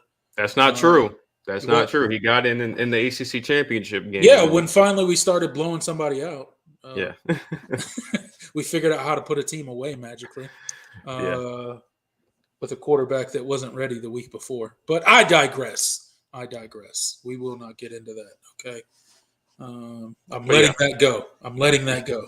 Yeah, but I share the same. Yeah, I share the same sentiments as you. This is this move. I don't, I like the pickup. He's experienced. He's played at Alabama, and so he's learned. He's been at a championship caliber program, and we didn't even mention he was Bear Bryant's great grandson, which makes it Bear Bryant's great grandson, another Alabama connection. Which makes it such a Dabo type of transfer portal. Yeah, that's just like, like Hunter Johnson's connection to Clemson is what made our last transfer such a Dabo move, and this just continues the trend of this is another Dabo move, which is not a bad thing. I'm not saying it's a bad thing. Like I like that they brought in. I like that they brought him in. I think it's good for the depth in the quarterback room, and I think we could use it. So, I don't know, man. Speaking of the transfer portal, Jordan, since our last show, Clemson has had a couple transferees. Is that how you say it? Transferees? Well, I mean, they're transfer. They're Clemson transfers, not they're Clemson transfers. And they have committed, I guess, to other programs. Yep. So we got. I don't even have the list in front of me, but off the top of my head, I know Sergio Allen. Sergio Allen went committed to Cal. Levante Bentley went to Colorado with old prime time over there, and then Fred Davis went to UCF, right? And Dakari Collins. Dakari Collins went to NC State. Gross. Yeah. So why would he go there? Why would he go there? I don't know. What is wrong with him? Why he wants to play for Donut Dave? Yeah. Why does he want to play for him? The quarterback left. Why are you going there? I don't know. I guess. I mean, they do have that young. Well, he was a true freshman this year. NJ Morris, maybe. Maybe they get a connection going there. Good luck, Dakari. Good luck to all the Clemson transfers. Yeah, seriously, good luck to them. I'm just talking trash because North Carolina State, But I do wish the best for all of our guys that did transfer. I guess Dion did steal one from Clemson, but not the one that he wanted to steal. So that's good. I mean, I don't even know. Unless he was tampered with, I don't even consider it stealing. I mean, no. I'm joking. I'm joking. I'm clearly joking. I don't think he stole Levante Bentley at all. But he was coming after a couple Clemson recruits. So. Oh yeah. I'm glad we kept hold of our recruits. Any surprise on National Signing Day would have been a bad thing, and we didn't get any surprises. So it was a good National Signing Day. Went off without a hitch. We have 17 people coming as early signees, which is, I mean, that's insane, dude. Like, yeah, that's the most in Dabo Swinney's tenure. So really, yeah, I mean that's really nice. That's big time for next season to get that kind of head start with 17 of players in your class. So it's going to be It's going to be good, man. It's going to be good. I'm excited about Clemson's future. The dynasty is not over. All the people out there saying that it is, it's not. If you call Clemson a dynasty, everybody's definition of a dynasty is different. But Clemson, as we know it, is not over. We're still recruiting in the top 15, which is where Clemson's been sitting, honestly. Clemson's not a program that is recruited consistently in the top 5 or anything like that. They're not a Georgia. They're not an Alabama. They're not an Ohio State. They're not, they're just not those programs that recruit up in the top 5 every year. Yes, have we? Yes, but consistently, no. Right. Not in Dabo Swinney's tenure.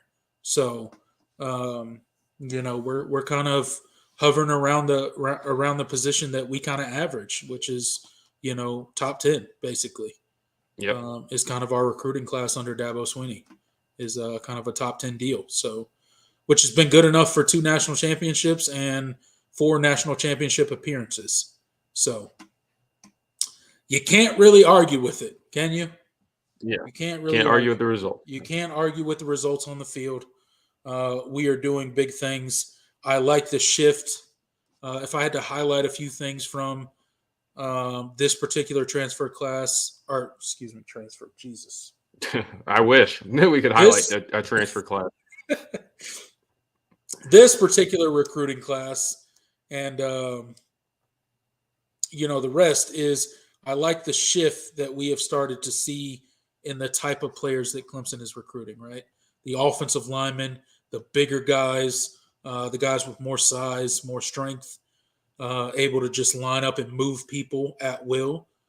And then, obviously we are just continuing to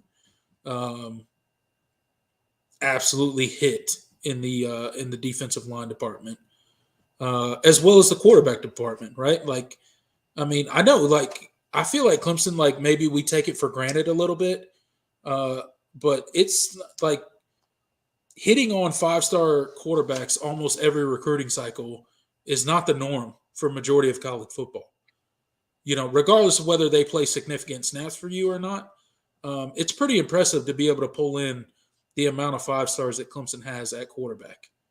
So, absolutely, which gives you the best opportunity to have a Deshaun Watson, a Trevor Lawrence, hopefully what Cade Klubnik could develop into if he keeps on track, right? So if you're not bringing in those 5-star guys, you have no opportunity to have those dudes in your program. So regardless of whether they transfer out, 2 or 3 years down the road, it's still important to be able to bring those dudes in consistently. Absolutely. Like Clemson has. So, yeah.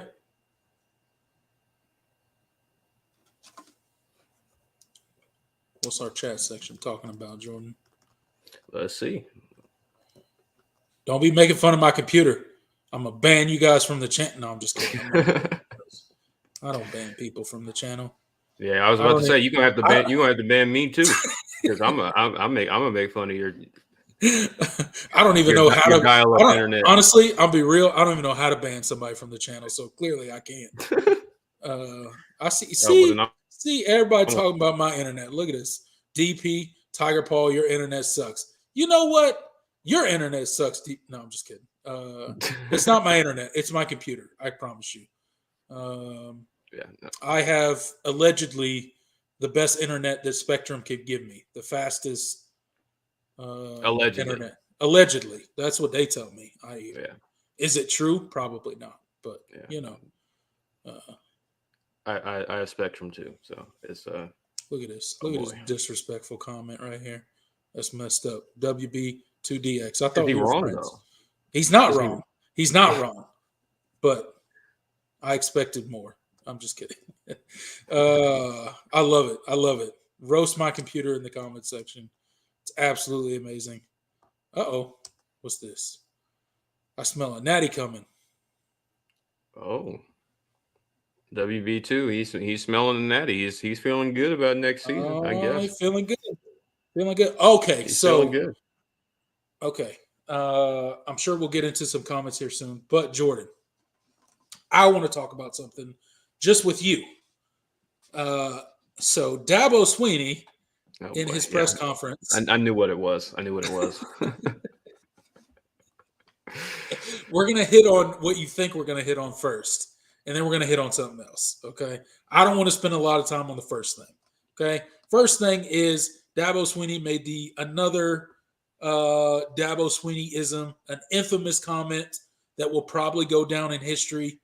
Someday, Dabo will probably have a museum somewhere on Clemson's campus, and all these quotes will be in lights somewhere, right? The BYOG, the endless quotes that Dabo Swinney comes up with, right? And he was like asked by, prompted by a question on name, image, and likeness, and he's like, "We built this program on name, image, and likeness." And immediately, I was listening to the press conference. I was like, "Oh, do tell more. What do you mean?" Dabo came with one of the most Dabo statements or slogans or whatever you want to call it ever of all time, right? And he says, "We built this program on God's name, image, and likeness," which was an epic statement. I absolutely think it's one of the greatest things ever. It's completely Dabo. Like it's on brand for Dabo. Like if you've ever followed Dabo for any length of time, which I'm sure everybody in the comment section has, this is Dabo. This is on brand Dabo. Like, would you expect anything less of him? Like, and and the funny thing is I truly believe he came up with that off the cuff. Like that just like popped in his head, and he was like, "You know what I'm gonna say? I'm gonna say this."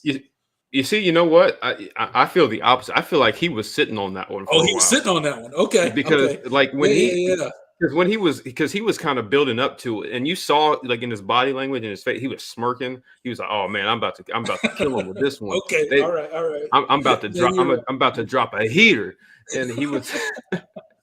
He's like, "This is gonna be a T-shirt." Yeah, no, he was. Yeah, no, I think he had been sitting on that one for a while. John in the comments is cocked and ready. Yeah, he had that one loaded in the chamber. He was ready to rock and roll. Okay, all right, maybe I'm wrong.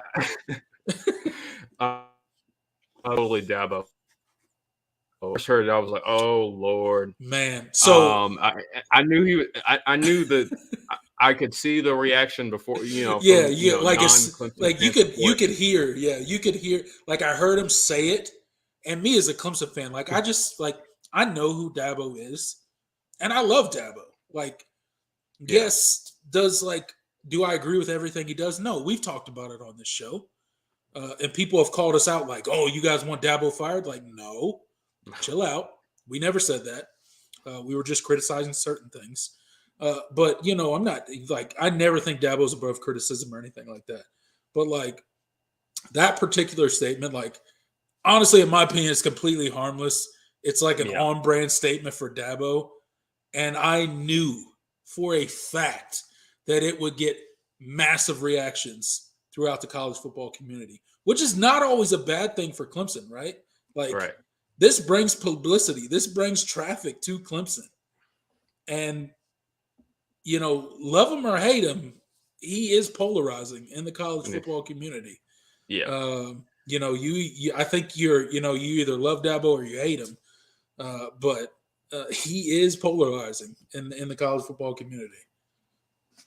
Yeah, absolutely. And man, I know what the reaction is going to be.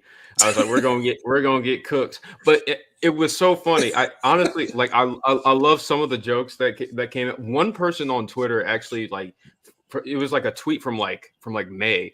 And it was a picture of Dabo yelling yelling at his players in a huddle, and then the caption was like it was really similar to what he had just said. It was like Jesus's name and God's likeness. It was something like that, but it was a joke, and it got a bunch of likes. And then somebody pulled it back up and retweeted it, and it was like, "Wow, you predicted it." It was so funny. That person basically predicted it. It was hilarious. Oh, that's funny. But I thought a lot of the jokes were really, really funny. Like, was it corny? Absolutely. That's what I was going to ask you because I'm not on Twitter. So I always look to you for like the Twitter reaction of things. So which is why I bring it up, not to like hash out like, oh, to get serious about it all. I want to hear the jokes that happen on Twitter. I want to hear like, what did you see on Twitter when Dabo made that statement? Because I'm sure Twitter was blowing up. Oh, the jokes were endless, man. It was so funny, but. And obviously, because you already mentioned Dabo is a polarizing figure in college football. There were some people that got legitimately upset. I didn't give those any time, but I thought the jokes were really funny, and it was I don't know. What was it corny? Absolutely, but it was so on brand for Dabo, and that's just who he is. And I think he's 100% sincere when he says it. And so he's genuine. Dabo Swinney is a genuine person. Absolutely. Like that's what people don't understand. It's like they're like, this dude's like, he's like a used car salesman. He's like slick and smooth and oily and blah blah blah. Like no, like talk to anyone that has known Dabo Swinney. Like I don't know him personally, so if it comes out tomorrow that he's the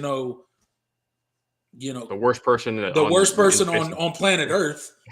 Then it is what it is. I don't know Dabo Swinney. I've never met him. I've never shaken his hand. I've never talked to him. I've never done any of that. But judging by the people that have talked to him and do have a relationship with him, i.e. is ex-players, ex-coaches, roommates from college and, whoever, like they say like he's a genuine person. They don't always agree with him, but like he truly believes what he says. So, yeah. I mean, you gotta like at some level you have to respect that, whether you agree with him or not. You kind of have to respect that. Like he's a genuine person. So, I thought it was funny. I thought, I knew Twitter's reaction would be hilarious, and I couldn't wait to hear from you about all the stuff on Twitter that you were seeing. So it was phenomenal. It was. It was just, but it was great because the people that got upset, I was like, wow, you're playing right into Dabo's hands in a certain way because, Clemson was supposed to have an uneventful, nobody talking about them on signing day. All their guys had already, signed and, on the dotted line and all that. There were no surprises.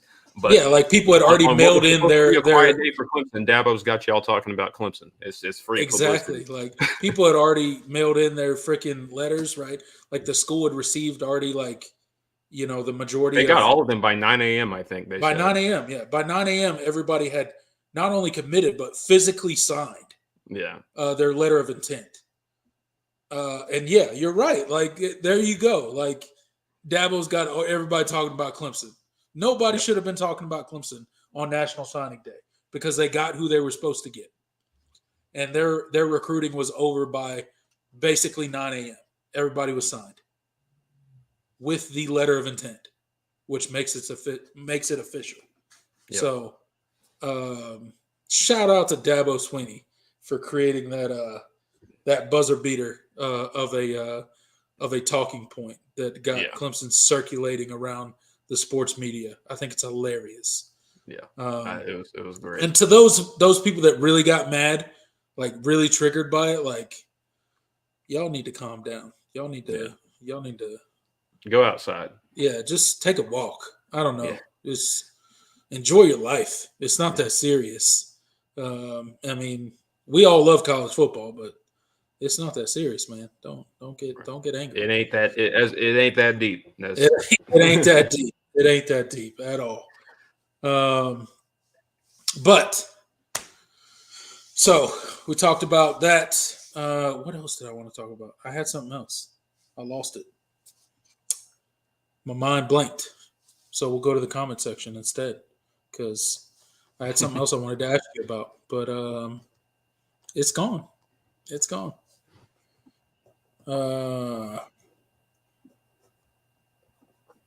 Shout out Ben Adams. Thanks for stopping by, man. We got a Michigan man in the comment section. Our second Michigan man. We got another Michigan man. One Scoop John in the chat earlier. Now Ben, good to see you, man. Ben Adams, thanks for stopping by, man. Appreciate you, man. He's a good dude. Don't make this your last time stopping by. We appreciate you. Yeah. Welcome all fans. Absolutely, all fans. All We fan mainly nations. talk Clemson here, but believe me, if you've seen any of our streams, we go down college football rabbit holes, not just Clemson rabbit holes. So Absolutely. we talk about all sorts of stuff here. And I'm sure it'll evolve as the off season happens and as there's less news to talk about and stuff like that. We will evolve and talk about more things on a broad scale of college football as well. So, but this show's not going away, guys. So do not go anywhere. Absolutely. Do not go anywhere.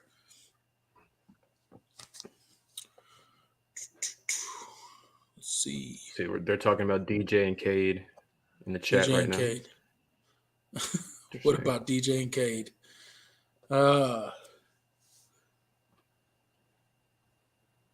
Just talking about DJ in the offense. John says DJ had some really good games where his mechanics were solid and most throws were where they needed to be. Yeah, but after some point he went back to really bad everything. Yeah, it really just felt like the Syracuse game. Everything was off, and he kind of reverted back to. Unfortunately, and this is just my opinion. Okay. Unfortunately, I think DJ has a confidence issue as a quarterback, as a leader, as that guy on the team. And I think the Syracuse game really zapped his confidence, and you could see he never really got it back for that season. Much like if you go to the previous year, the Georgia game, right? We led the season with Georgia. Georgia smacked us in the mouth. Our offensive line got brutalized. Therefore, DJ got brutalized in that first game. And DJ lost his confidence in that first game and never got it back, I don't think. So I think, and the coaching staff has said it before that DJ's a guy that doesn't want to make mistakes, right? He wants to make the perfect play. He wants to make the perfect throw. He wants to execute the play to perfection. But that's not football, right? That's not reality in football anyway.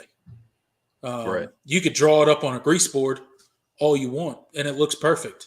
But when you get on the field and there's 11 on 11, it's never going to go as planned, or rarely.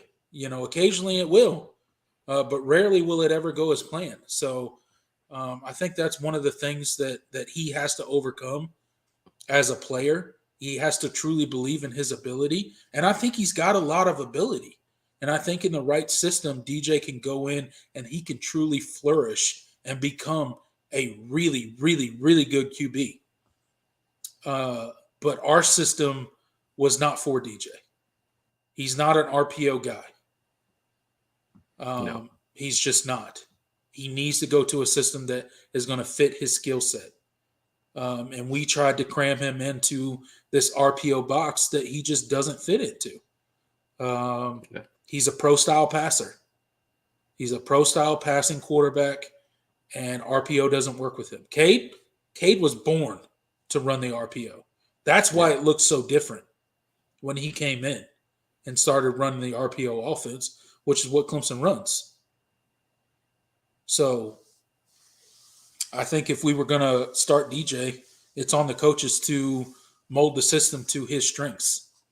Not ask a quarterback that's been doing this thing for his entire career to suddenly fit into your RPO box.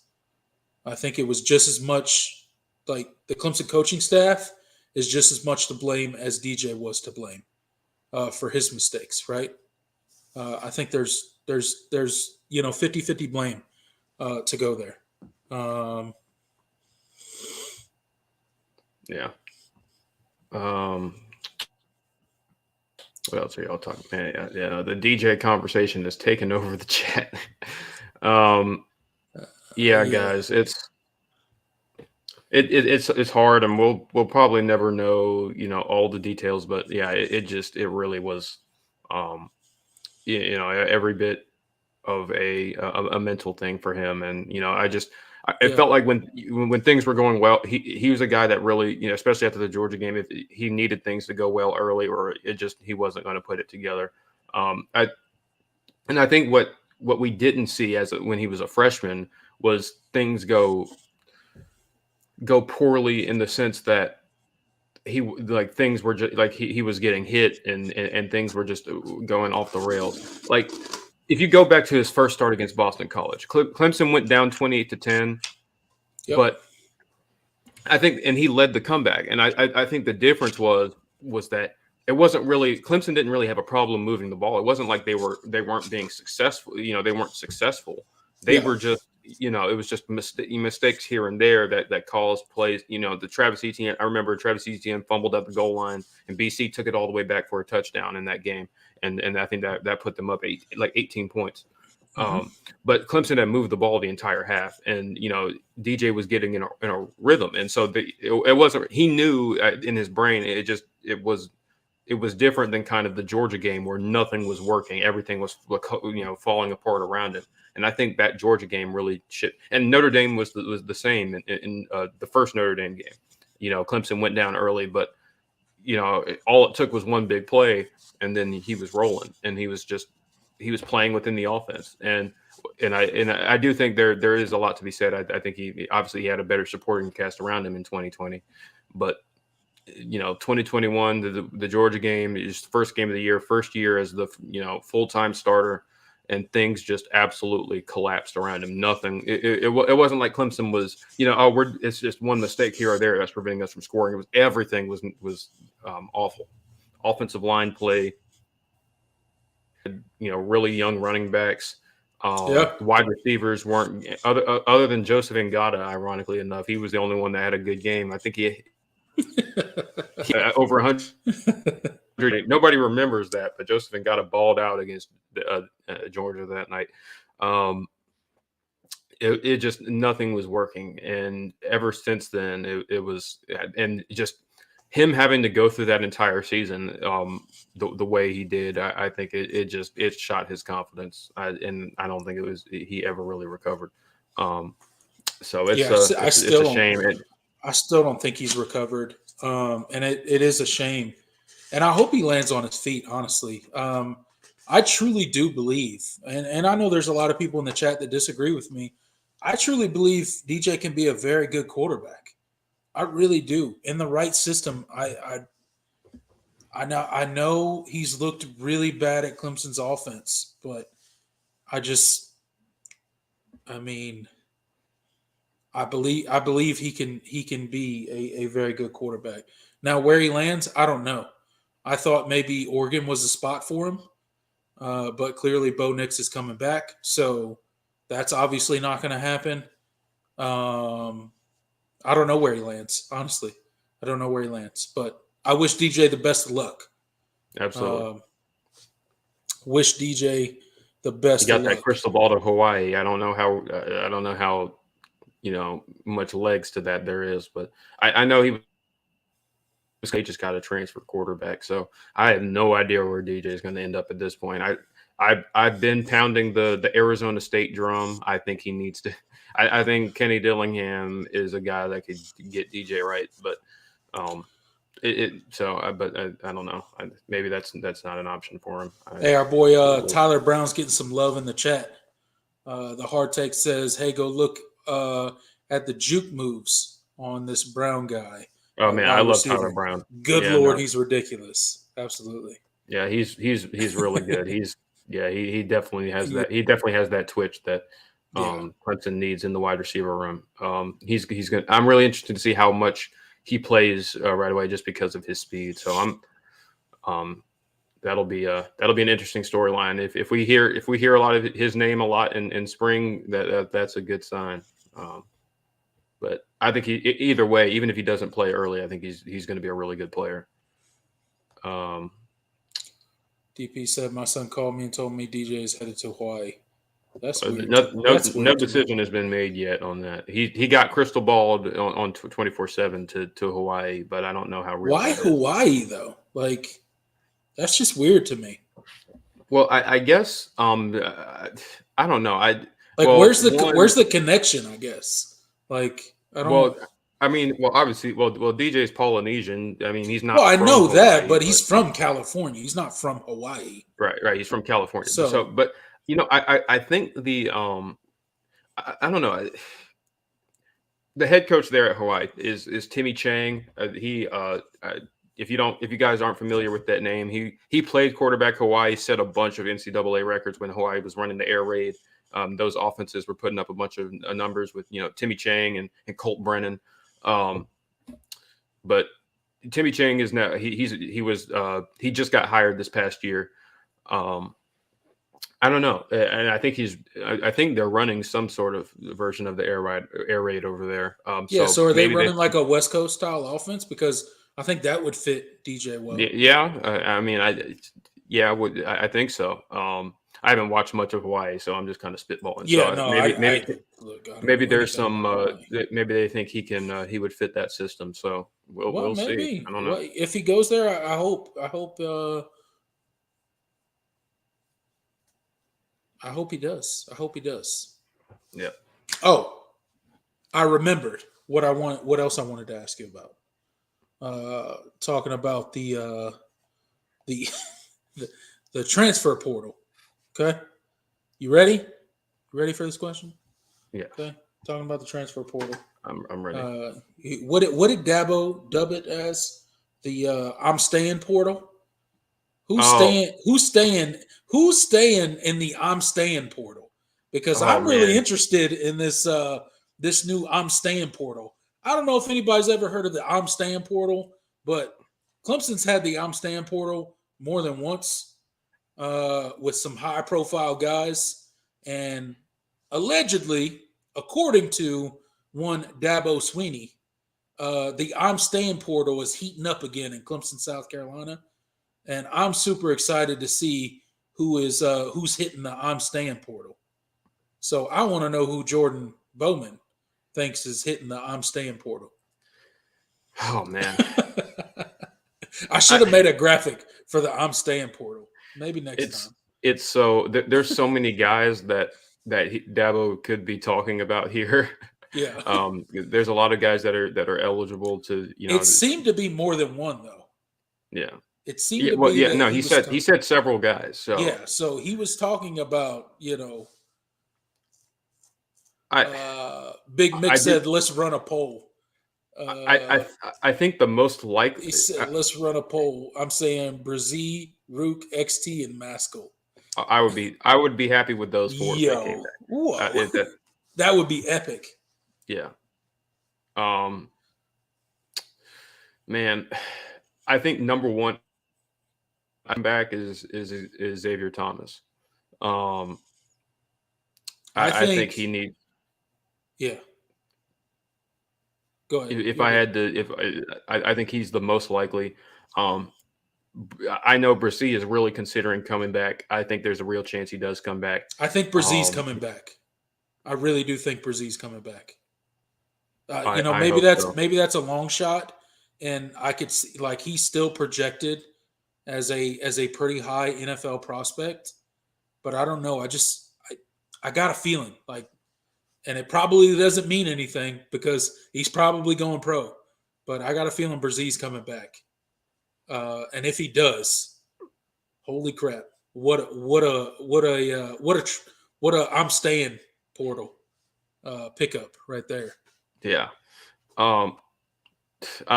Tyler Davis is interesting because I think he's been here so long, but he could leave, but he loves Clemson, and it would not surprise me if he's willing to run it back. Yeah, I mean, it wouldn't surprise if enough dudes were like, we're going to run it back and went to Tyler Davis and was like, bro, come on, man. Like one more year. Like, I feel like Tyler Davis is like that guy that would be like, all right, I'll do it. like, which is probably not a good decision for him personally. But I still feel like he's a guy that would be like, all right, whatever. I'll do it again. Whatever. I hope Tyler Davis comes back. I love that man. He's just everything that does Tyler Davis not embody Clemson football? Oh, he does. I mean, Absolutely. you look at the guy's first interview of bowl season, right? And like you got these interviewers, you got these journalists asking him, and they're like, "Hey, why'd you play the bowl game?" And he's like, he basically is just like, "Why wouldn't I play the bowl game? Like, there's a game to Yeah. play. Like I did. Like I didn't even. Thought in his Yeah, mind. it wasn't even a thought. Like I didn't think about it. Like yeah, I just played the bowl Yeah. game." And then they're like asking him about, Miles Murphy, and he's like, "Hey, that's his decision. Yeah. He does what he does. I didn't talk to him about it. It is what it is." But he's like, "Yeah, no, it wasn't. Like I didn't make it." Basically, he was like, "I didn't make a decision. Like I was always going to play. Like Yeah. there was no decision to be made." So, Big Mick says Tyler's gone. Yeah, probably. You're probably right, man. I, You're I don't know. I don't probably think right. it's that. I don't think it's that much of a sure thing. But I don't know. I could see. I definitely could see Tyler Davis coming back. Rook, man, Rook has a lot of momentum right now. He's soaring up a lot of draft boards. He's gotten a lot of love this year. Yeah, Rook is he's doing his thing, man. I'd And love for him to come back. he had a great season. Yeah. Like I feel like he's kind of like an under the radar guy at Clemson. Rook is, but like if you really like watch every single game, play after play, like he's disruptive. He's like a problem in the middle of the I don't defense. know. He's kind of like. I mean, I don't think they're the same player, but it reminds me of what Albert Huggins was for Clemson back. Yes, yes, yes. He was so like he could have easily started anywhere else. And guess who's still playing in the NFL? Yep. Albert Huggins. Yep. He's still in the NFL. So yeah, you're right. He is kind of that type of guy where he's like completely forgotten from like the national standpoint, right? Like ESPN doesn't talk about him. The big name media companies don't talk about him. But if you're a Clemson fan or you pay attention to Clemson football closely, like you know who Rukaroro is. Like Yep. you know who this dude is, and you know what he means to that defensive line. And if you don't, Absolutely. You're not paying attention because the dude is an absolute baller on the defensive line. I would love to have him back. Yeah. James Thompson says maybe 33. Yeah, we could only hope. Yeah, we could only hope Rook would come back. If Rook comes back, man, I'm gonna be hyped. I mean, everybody's not going to come back, but Dabo did say several people are going to come back, and they will be announcing. And the scholarship numbers are really, really interesting. Because there's not a lot left right now. Based on the numbers, there is a huge. I mean, and Edward said it. He mentioned it in the chat too. He said there's a chance that there's a decent amount of them coming back, but I don't expect everybody to come back. Well, obviously, Murphy's already gone, but I don't. Other than that, I don't expect everybody to come back, but a decent amount of them. KJ could definitely come back. So I don't know. Which is why Clemson may have been like, yeah, we're not doing the transfer portal because we got all these defensive linemen coming back. So instead of going to the transfer portal, we're just gonna let our dudes come back. So if you can get KJ and Brzee to come back, and you kick Brzee out to defensive end, and if Rook and Tyler Davis come back, if you get those four to come back, and XT, I don't care. I didn't even mention XT. Yeah, I don't care what Clemson could have done in the transfer portal this season. It wouldn't have mattered compared to those dudes coming back. Like it wouldn't have mattered. I don't care who you could have gotten. Oh, we'd be in the transfer portal. I'd be. I'd be doing we will do a special episode if all those dudes come back. We just gonna go live immediately as soon as they announce. It's crazy. Edward says Tyler is projected around the 100th pick. So that would put him around third round. Yeah, that sounds really. Right. Is he projected that low? Yeah, well, yeah, he's not he was never considered a first round. I know he wasn't a first round pick, but do these people not watch him play football? I don't know. I don't understand. I don't listen. I understand. agree. Like, what are they looking I'd at? pick him in the second round, but Like, bro, are you serious? Like, I mean, I know. I mean, obviously we're Clemson homers, but like, bro, like, have you seen what Dexter Lawrence has done in the league? Have you seen what Christian Wilkins has done in the league? Like, okay. Well, all right. I don't think Tyler Davis is Dexter Lawrence or Christian I don't Wilkins. think he is either. Those two were freaks, man. They I were, don't, man. especially Dex. Like, just Dex was like Dex is like an immovable object. Like, yeah, Dex is like, I mean, he's so big, yeah. but can move and like affect the running back at the same time. Yeah. You know? Just, I mean, have you seen what he's doing with the Giants this year? Oh my God. This dude is insane. This dude is absolutely out of his mind for the Giants. Oh man, and Christian Wilkins has been killing it this year too. I think they're two of the highest. I mean, well, did Dexter Lawrence got named to the Pro Bowl? I don't know. I don't know if Wilkins did. He should have, but I haven't looked. I know Dexter Lawrence was named to the Pro Bowl this year, but man, they're both killing it. They are really good. And I mean, Clemson fans knew it was like, man, if you pick these guys, when they came out, it was special, like, if you pick these guys, they're special, certified. Yeah, they're special, dude. Yeah, and that's not just because they played at Clemson. They're special.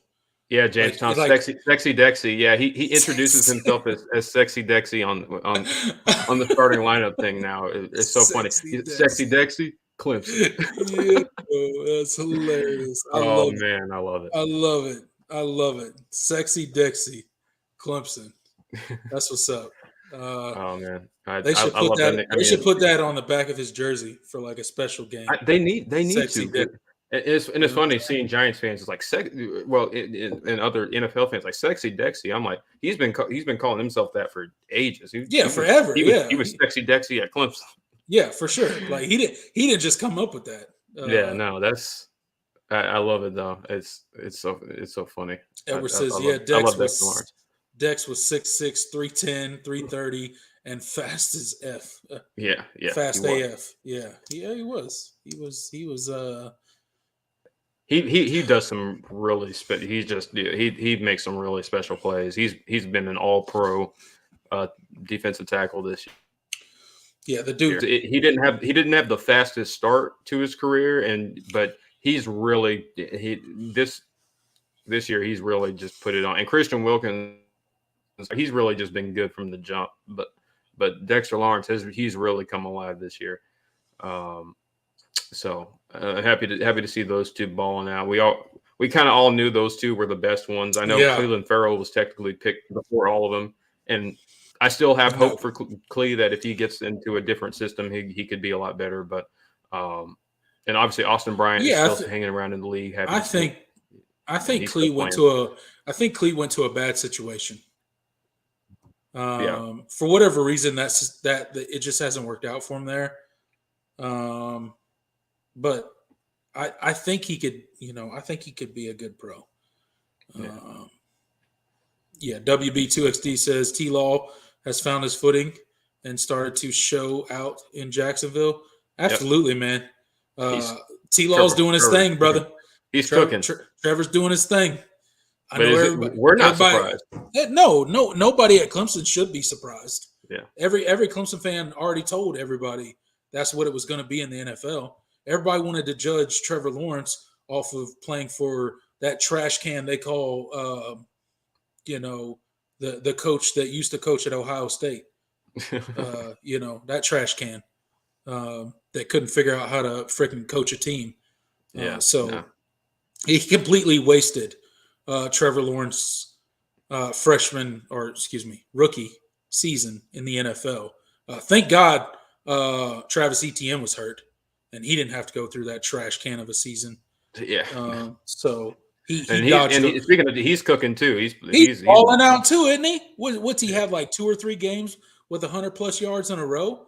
I mean, he's like Trevor Lawrence and Etienne. They're taking over Jacksonville, man. These dudes are, they're going to be a duo for a long time to come, I hope. But I always knew Trevor Lawrence was going to ball out in the NFL. I always knew he was. He's an NFL quarterback. He's the prototypical NFL quarterback, and he can move, and he can run, and he can. This dude can launch a ball 60 yards while he's scrambling to his right or to his left. The arm strength is there. The pro reads are there. He just needed some time to settle into the NFL, and now you're seeing where he's going to go. It's only going to get better from here. This is not as good as he's going to be. So, try to tell everybody. Jacksonville got him one, though. They got him one if he chooses to stay with them. So, isn't Deshaun Watson playing again now? Yes, he is playing again now for the Browns. Starting to look a little bit better. Still knocking off the rust, which is to be expected. The guy didn't play football for like 2 years. So it was going to be a slow comeback. It was going to be a work in progress. But look, off the field issues aside, we all know who Deshaun Watson is on the field. He's the guy that really he's spring Clemson football into what it is now. So he'll always hold a special place, I think, in Clemson fans' hearts and lore, and he'll always be, that guy for the Clemson Tigers. You can think what you want to, you can demise what you want to from the off the field issues. I'm not going to get onto that on this show at all. I'm not worth talking about. Not even going to comment on it. There's, everybody has their opinion about it. And I'm sure everybody in here does. So I'm just talking about on the field issues or on the field play. Deshaun Watson's that dude on the field. So he'll only get better for the Browns. Don't worry. I think he's not Baker Mayfield. I can tell you that. No, they upgraded. They upgraded. He ain't Baker Mayfield. So. I saw someone mention DJ Reader. Edward mentioned DJ Reader. Yeah, he's been balling for a while now. He's just DJ Reader is a dude in the NFL. I mean the Clemson Bengals with the Clemson Bengals. T. Higgins balling out too. He's their leading receiver right now. He's even over Jamar Chase. So, I know. Like last season, Jamar Chase got so much hype and stuff, but look, man, don't disrespect T. Higgins, man. That is a dude. Yeah, T. Higgins is that guy. Mike Williams is that guy. Mike Williams, yeah. Yo, man, Mike Williams in a primetime slot in a primetime game, he just comes alive, is. Man, I'll never forget what Mike Williams did to South Carolina. Oh, yeah. Yo, I'll never forget that game, ever. This man was single-handedly destroying their secondary all by himself. Yep. And laughing while he did it. Yeah. Which is, and then that drive. I mean, Deshaun Watson's drive to win the national championship. That wouldn't have happened without Mike Williams at all. Yeah. It wouldn't have happened without Jordan Leggett. It wouldn't have happened without Hunter Renfrow. There's a ton of dudes, man. But yeah, T. Higgins is that dude as well. I'd love to see that guy balling out in the NFL. Yeah, James. Yeah, Jalen Reagor. Yeah, that was horrendous. Picking T. Higgins. How T. Higgins fell to the second round, I'll never understand. That was a terrible pick. Pick. I kept telling, and it was. I was pounding I was like, T. Higgins is absolutely a first round talent at wide receiver, and for sure. I had one guy argue with me. He's like, he's not going to be any good. He's not fast. He can't see. He can't separate it all that. And I was like, all right, okay, all right, you'll see, man. Look what he's doing now. Yep. Look what he's doing now. Yeah. He's the best receiver on the Bengals. I wish I had saved that conversation. It was on Instagram, but Oh man, you should which have I saved saved the it. post that was on. You That could was have. on, but You could have tweeted that out now. yeah. Like, look at He this. said something. He was like, man, he's like, I wouldn't even spend a second round pick on him. Oh, he was being disrespectful. Yeah, I was like, all right, yeah, this. Okay, all right. I was like, I don't know what team he was a fan of or whatever, but I was like, He oh, must have man, just this hated is next Clemson. level hating. Yeah, he this must have is just next hated level hating Clemson right here. Yeah, he just hated Clemson. Like, there's no way that you looked at T. Higgins objectively and was like, yeah, this dude's never going to make it in the NFL. Like, what? Yeah, no. What are you talking about? But yeah, they're regretting it now. He is every bit the part. Edward. It used to be the Clemson Bills. Yeah, he used to pick up a ton of Shaq. Yeah. They had Sammy Watkins. They had Shaq Lawson. Yeah.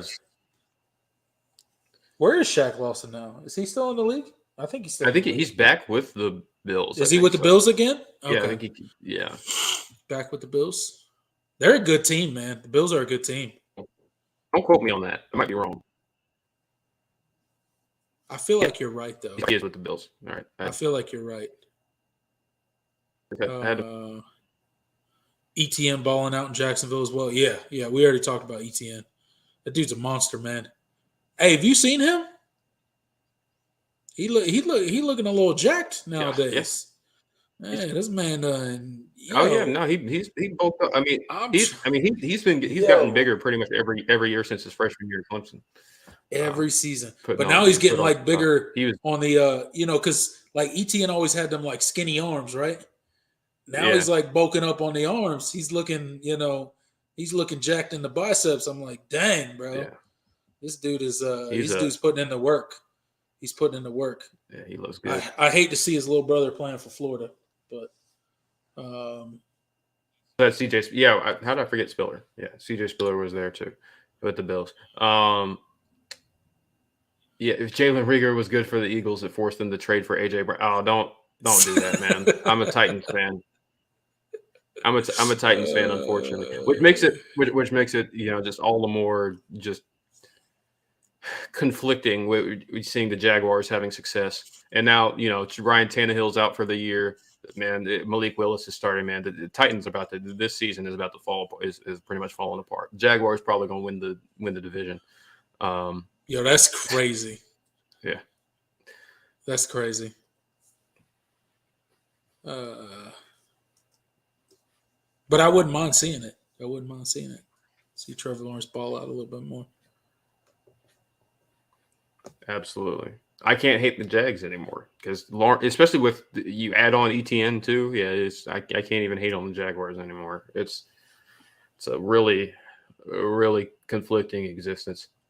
What is it? What is this? You see the practice video of Shaq last week. He had a huge puffy jacket under his jersey. KJ Cole tweeted I must have missed that. Yeah, I didn't. I'm not on Twitter, so I don't know. But I put it up there and see if you knew anything about that. That's funny. All right. All right. You want to wrap it up, Jordan? Yeah. We've been going for 2 hours, 2 hours, 20 minutes now. Yeah, it's 2 hours, 20 minutes. Time to wrap it up. I'm hungry. I need to time to wrap this up.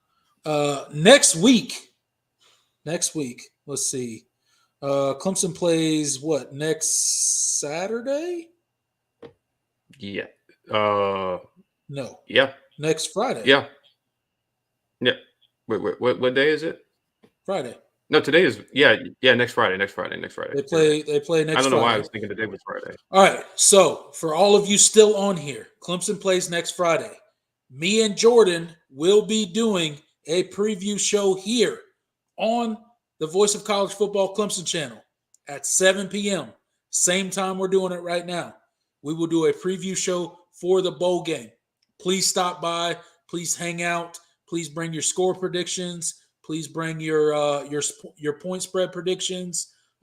Bring all of it, okay? We will be on here December the 29th at 7 p.m., okay? Do not miss our show, Okay? Do not. Let your friends know. Let your coworkers know. Let whoever you know that we will be here to break down the Clemson and Tennessee matchup. There's a ton to talk about. We've reserved it for this particular show that we're going to do. Merry Christmas to everybody in the chat. Thank you for joining us. I hope you guys have a great time hanging out with family, friends, your kids. I hope you guys all have a great Christmas. We love you guys for being in the chat.